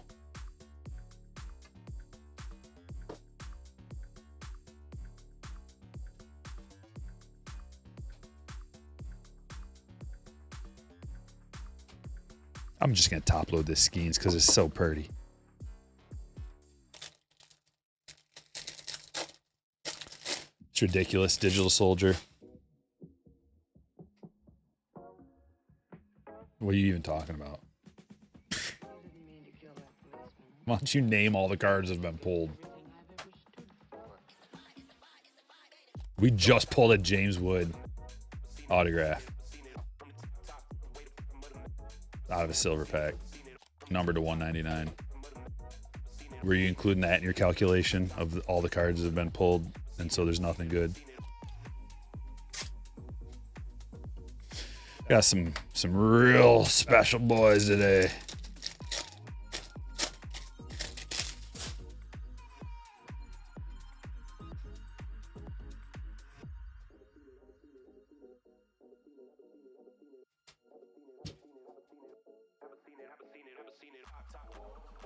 Ooh, Zach DeZinzo. Did you factor this one in?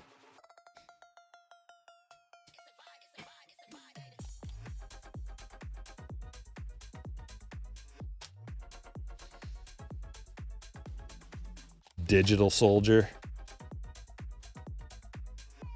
Not brave enough to be a real soldier, eh?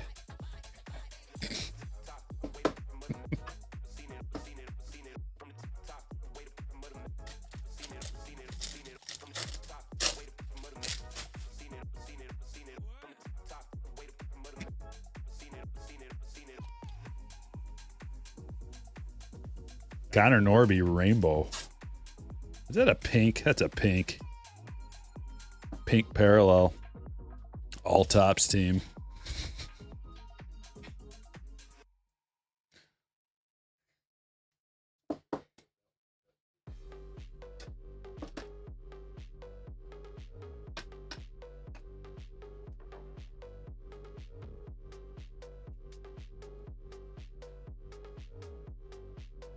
And we got a baseball.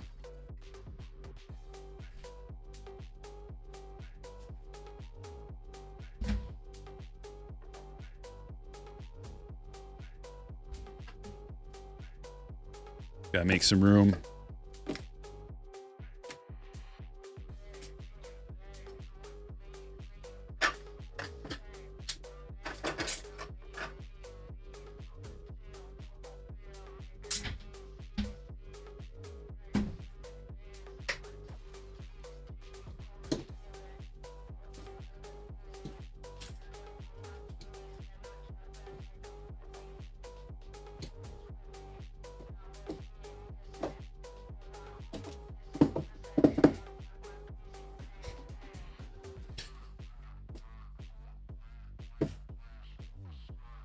Here we go. Under Wraps Baseball. A mystery autograph inside here.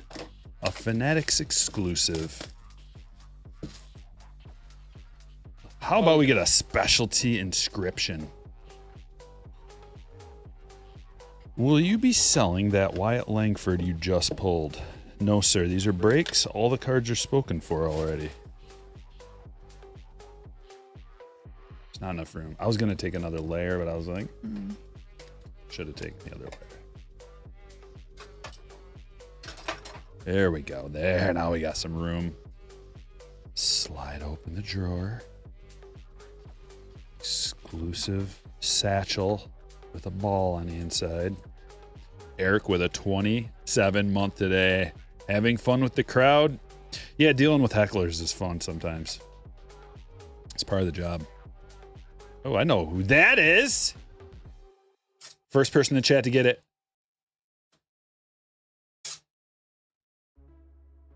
Come on. Hurry up.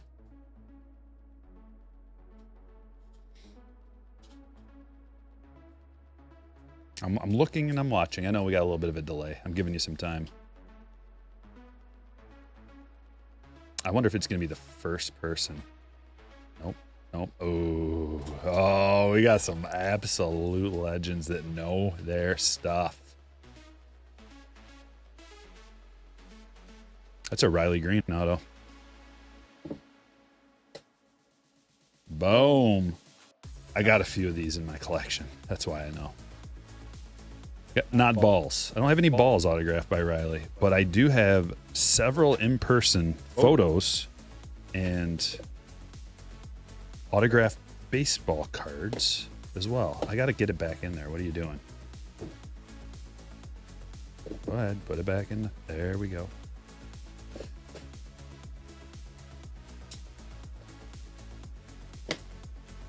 Good guess. Good guess, chat. Good guessing. I appreciate the interaction. I know me a Riley Green auto when I see one. But if you don't, like if you've never seen one, you would not be able to guess that. Because it doesn't look anything like what Riley Green. It doesn't look like that at all.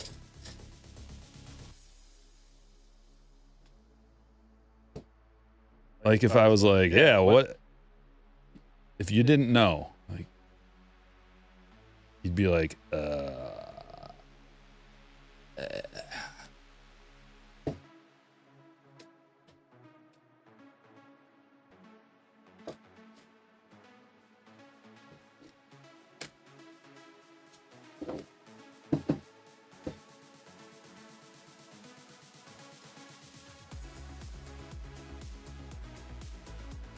$5 ball. What are you talking about?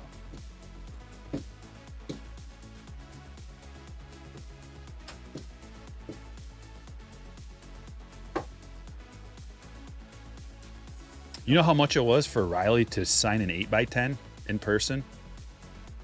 It's over $100. Just a real quick in-person auto.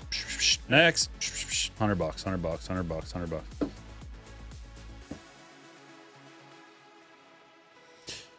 We've got Nate Lowe on top. Bowman's best. Paul Skeens to 150. Quinn Priester auto. Manoa. Refractor. Beatty. French fries of gold. What is it? Swatches of gold? I can never remember. But that's a collectible card.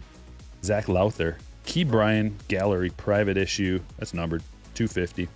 Vargas. Morel. Waldrop. Teal to 250. Bobby. Chrome first. Lutz to 499. Garcia to 99. Dominguez first. No one ever came up with an answer if that was a cool card, if that was a tough pull. Fort Knox, I think it is. That's Judge. Curtis Terry. Triantos to 150. Futures game patch auto. Swatch auto. Palacios. Peguero to 150. Lamet to 999. Perez first auto. McLean orange. That's a rookie to 25. Clark Elliott to 100. Atomic. Gunner refractor. Massey to 499. Morel to 50. Jimenez. That's a gold. Authentic. With the stamp of approval on there where you can see where he wore this game. Where he wore this uniform for this game. Melendez gold to 50. Future Stars. Stanton to 199. Red Sox game used City Connect. Langford, player worn. Garcia, team border. Soto, pink parallel. DeZenzo. Chavis to 250. Tucker refractor. Julio future foundations. Otani refractor. Scherzer atomic. Lawler mini diamond. Imanaga wave. Pete Crow impact. Plaz to 499. Riley rookie. Turner to 499. 499. And Holiday shimmer. And Paul Skeens rainbow foil.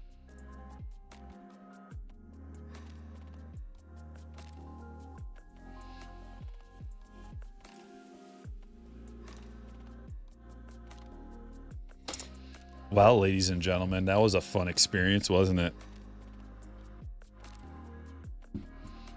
I feel like I should have had. I feel like Billy should have been up for this experience.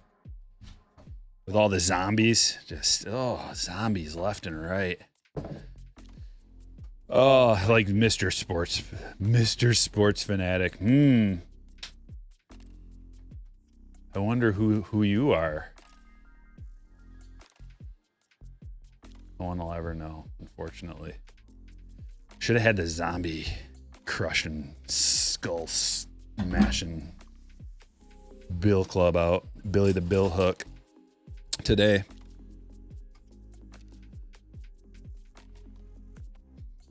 Brett, I know. Isn't it fun? Isn't it fun? They come in waves too. And it takes them about 15 to 20 minutes to create a new account. Doesn't take that long for us to click a single button though. It's great. They change their name completely and then they come back with a different complaint. But I can tell, and they're banned. And then they try again and they slide in, but I know right away. It is fun. I kind of just feel like staying on for a little bit and just saying,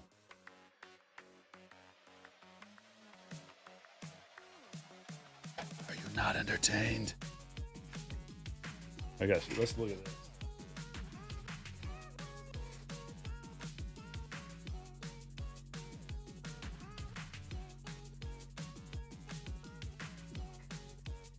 I pulled it out earlier, but I got a little organization going on with the Merrill collection.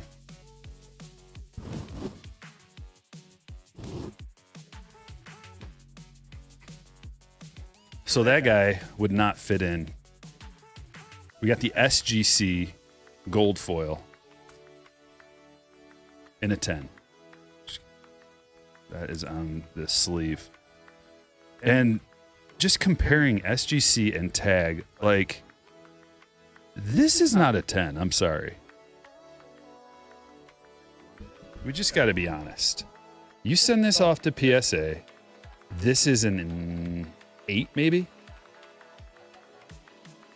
But through SGC, it's a 10. I don't have a lot of SGC cards. Do you want to look? Do you want to see what I see? Here, look at that top. Top middle. Do you see it? There's like a fingernail right there. It's like a fingernail pushed down. That's not a 10. The bottom's got little chipping all over it. That bottom left corner is not perfect. That bottom right corner is not perfect. It's not bad. It's fairly centered. It's centered enough, but the foil's got a few minor issues, and the back is good. But if you sent that to PSA right now, that'd get it like an 8 or a 9. Standards are different. And they wonder why, like, PSA is worth the most.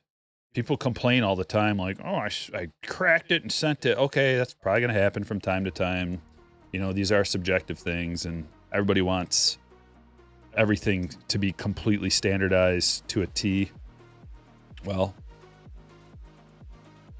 I mean, I definitely want it to be better than this. Like, I will definitely not buy any SGC cards ever again after buying this and seeing what their standards are. Horrible standards. based on small sample size of like 2-3 cards I've ever seen out of SGC. And then the other one is, let's look at this tag. This is not a 10, not even close. Actually it's close. It's probably a 9, but let's look at this.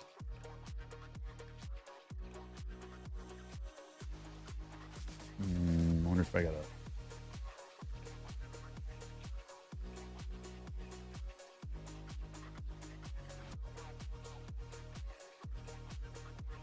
Can you see that bottom? That bottom right corner? That's got a tick of white. Filament. It's got a tick of white on the bottom right corner. It's got white along the right edge. There's a chunk of white right there. Like multiple white along that right edge. The bottom left corner has a tick on the bottom left corner. And the top has a little bit of white showing up there as well. Back looks fine, but that is not a 10. And tag's supposed to be like automated and computerized, right? I don't care what standards you're using, that is not a 10. So I won't be buying any tag cards. I won't be buying any SGC cards in the future because their standards are crap. It's just first-hand experience of it. And you can argue with that and based on your own experience, and that's fine. But I would say that I don't know if expert's the right word, but I'm close to an expert on being able to judge a card's grade based on site judging. Close to an expert. Like I could work at PSA easily. I have a really good eye for that. Now let's go through I haven't even looked at, because I haven't noticed anything on these PSA 10s. Greenskeeper with $1.99. What's cooking? Good looking. How's it going, buddy? Appreciate you being here, man. Scott with a 17-month. You ever check out the Vault display case? Yeah, I have checked out. Someone sent me they sent me a link to that, I think, and I checked it out. It does look cool. So let's just look at some of these other ones. Like I said, I haven't analyzed these at all, but let's see what the 10s look like.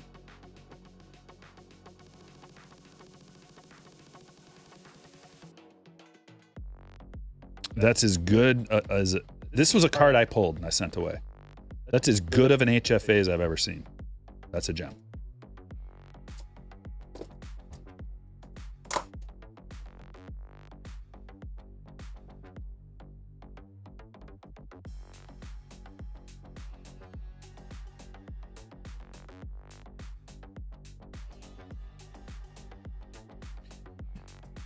It looks like there's something down here, but I think that's just a piece of foil. It looks like white, but I think that's just a piece of foil from one of the ghosts. So other than that, and I don't think that's anything, that's a gem. Now this yellow, that's going to be tough because the yellow borders show every little thing. Looking at centering, perfect. No, nothing on the edges, nothing on the corners. That top right has a tiny little imperfection, but if the only thing wrong with the card is a microscopic imperfection that only the most trained eye would see, and it's on the back, it's still a gem. Like there's no blatant chipping and corner white and corner blunting, centering issues on any of this stuff.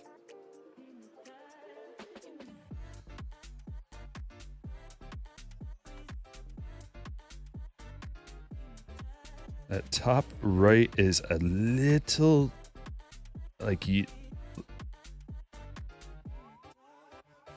there is a tiny imperfection up in the top right off of the corner, and that corner is just the slightest amount of blunting on there. Can barely even see it. Back is sharp. Still gem worthy. Like almost flawless. And that might just be an artifact of the light coming through the case that I'm looking at right there. But I think I do see a tiny little thing. That's the thing about a gem, is it's not a perfect card. There's a tiny bit of there's room on a gem for a extremely small imperfection. But with those other ones I showed you, there are multiple imperfections. You can't have multiple imperfections in a gem. You can have one very minor one that's almost imperceptible.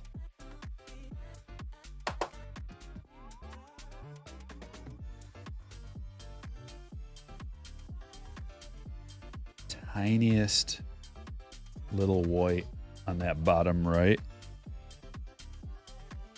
but it is almost imperceivable. So that therefore there can't be anything else.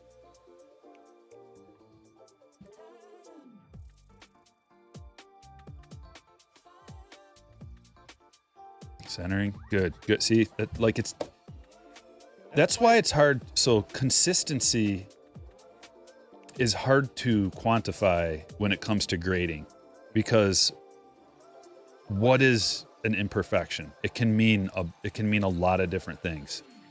Whether the imperfection is just the centering, how it used to be 60-40, you could have 60-40 centering, and now it's 55-45. That is an imperfection. But what if it's like, what if you have these qualifying imperfections that still qualify you for a 10? Let's say it's centering.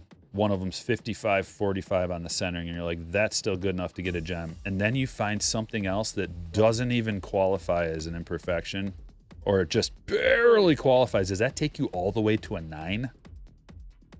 That's where the game gets tricky, because if you program that into a computer and you're looking for imperfections under a high magnification, you can get wonky results. The same reason they're not incorporating a straight up robo ump into baseball, because there's these small imperfections that like a human has to actually judge. Like, does that take it down from this mythical 10 to a substandard 9, or is it somewhere in between? They don't have a 9.5 grade. So it's either a perfect card or it's got an obvious flaw.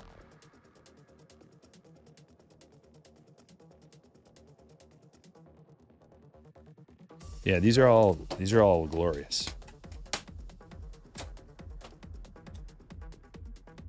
Where would we even, like, that tag 10 is blatant. But I'm fine with it because it's just my collection. I wanted gold. Way more difficult to tell on a chrome card, because the corners are going to be fine. The edges are going to be fine. What you're looking at here is a more, and that's another thing when you're programming it into a computer system.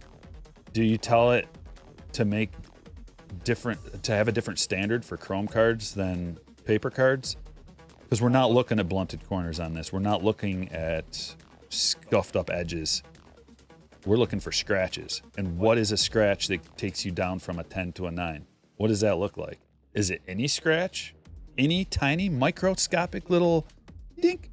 Or does it have a certain size that it's got to be? Is 1 fine as long as it's not visible depending on the size? Or is it 2 that takes you? Or like how many? We don't know, right? So basically, if it's like any scratch, I don't send it away if I see a scratch on there.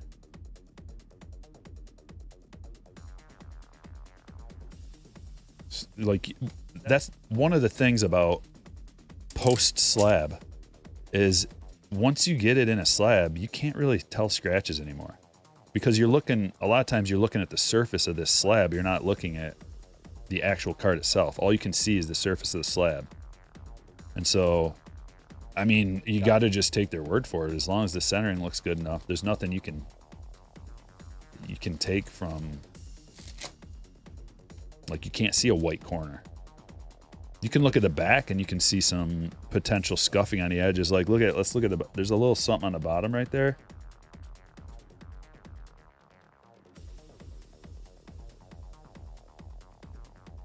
I feel like because that was the back and that's the only imperfection that they let that slide. The front must be perfect. And that just looks like a little bit of loose cardboard, maybe from the like the actual grading process came loose while they were sliding it in or something. But I could see that one just possibly getting a 9 just because of that, and it didn't. But it's really tough. It's like, how picky do you want to be? You'll always be able to find some kind of an imperfection, depending on how microscopic you want to get.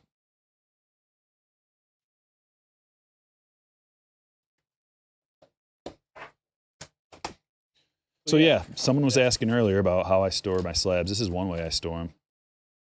Got the JD collection in here, and then I do have the 9. I think I have a 10 and a 9. We should compare these. Do I have a 9 and a 10? I do have a 10. Here we go. So I got a 10 and a 9 in a refractor. We'll go over this and then we'll call it a day.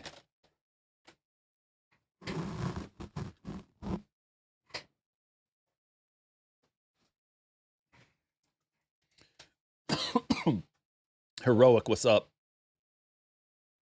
Already 3 months. Thanks for all the entertainment. You're welcome.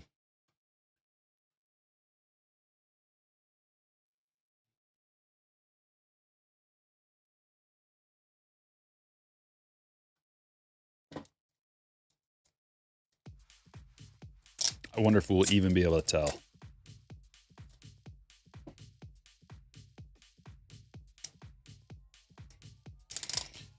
Yeah, it seems like if you're going to use AI for the grading process, what should be done is AI does the initial scan, and it gives you a report about all the flaws on the card, and then the human evaluates it from there. All right, 9 versus 10. Well, first thing I do is I'm looking at centering.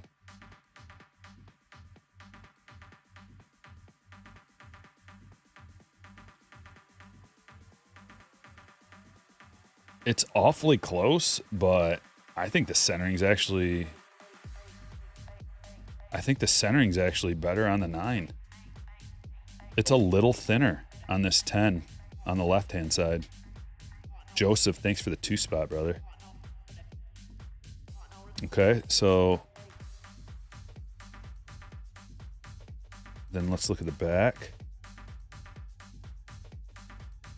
A little rough on top for the 9.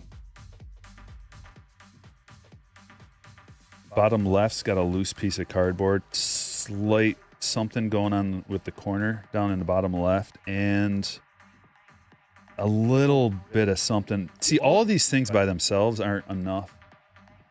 The cut job is not bad. How's the centering look on the back? Same. Centering's the same. All of these little minor imperfections are almost the same on both of these cards. The only thing that's different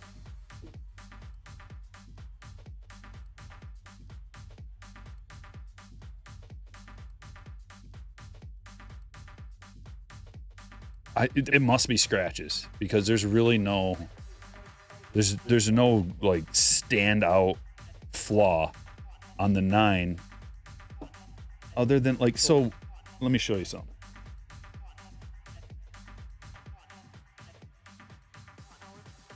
Just grab a random card to show you. I really need a chrome card to show you this, but let me find one.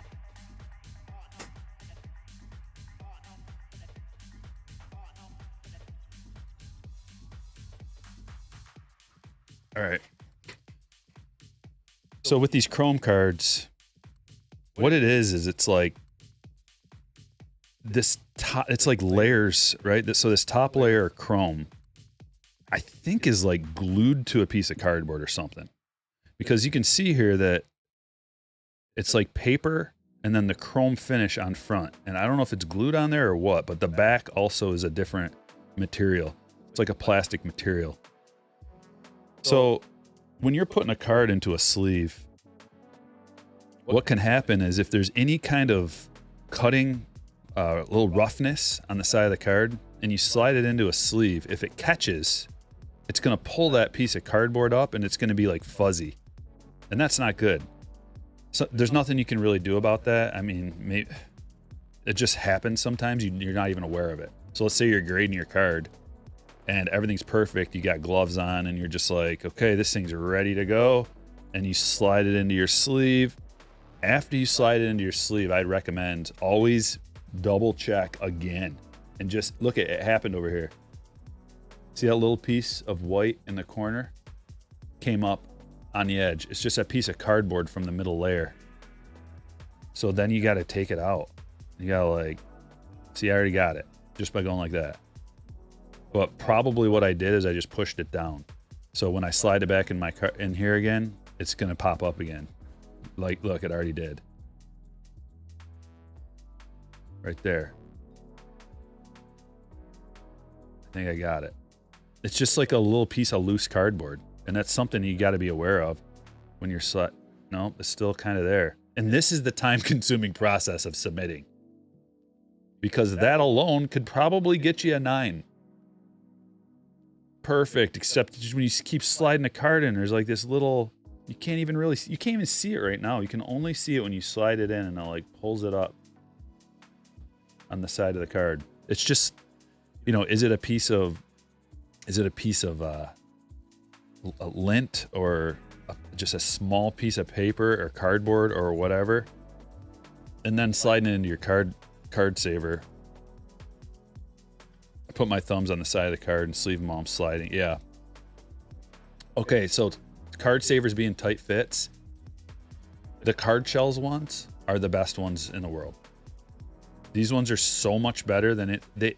They're a little bit bigger, and you don't have the problem of the thickness. Like, I know what you mean, because I've used all the different grading card savers that there are. These ones are just a little bit easier to slide in, and they're a little bit like just slightly bigger. I don't know if it's wider and a little bit deeper, microscopically deeper and wider, but either way, they slide in better.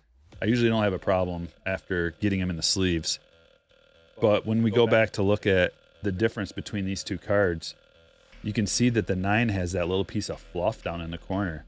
And that's exactly what I was just talking about. It just like slid up because these corners are sharp, man. Unless you like bang it on something, you're not gonna get a ding on these corners really. So it's just from the cutting process and leaving a little bit of extra on the side. And that might be what got this a 9. I don't know. Or maybe there's a scratch on there that is almost like you can't even see. Like you wouldn't be able to tell because it's in the case already. I bet you if I took both of these out and really did a once over and like just checked out every single thing, we'd be able to find out what was wrong with the 9. But that's why you just got to kind of take their word for it once it's in the slab. Not much you can do at that point.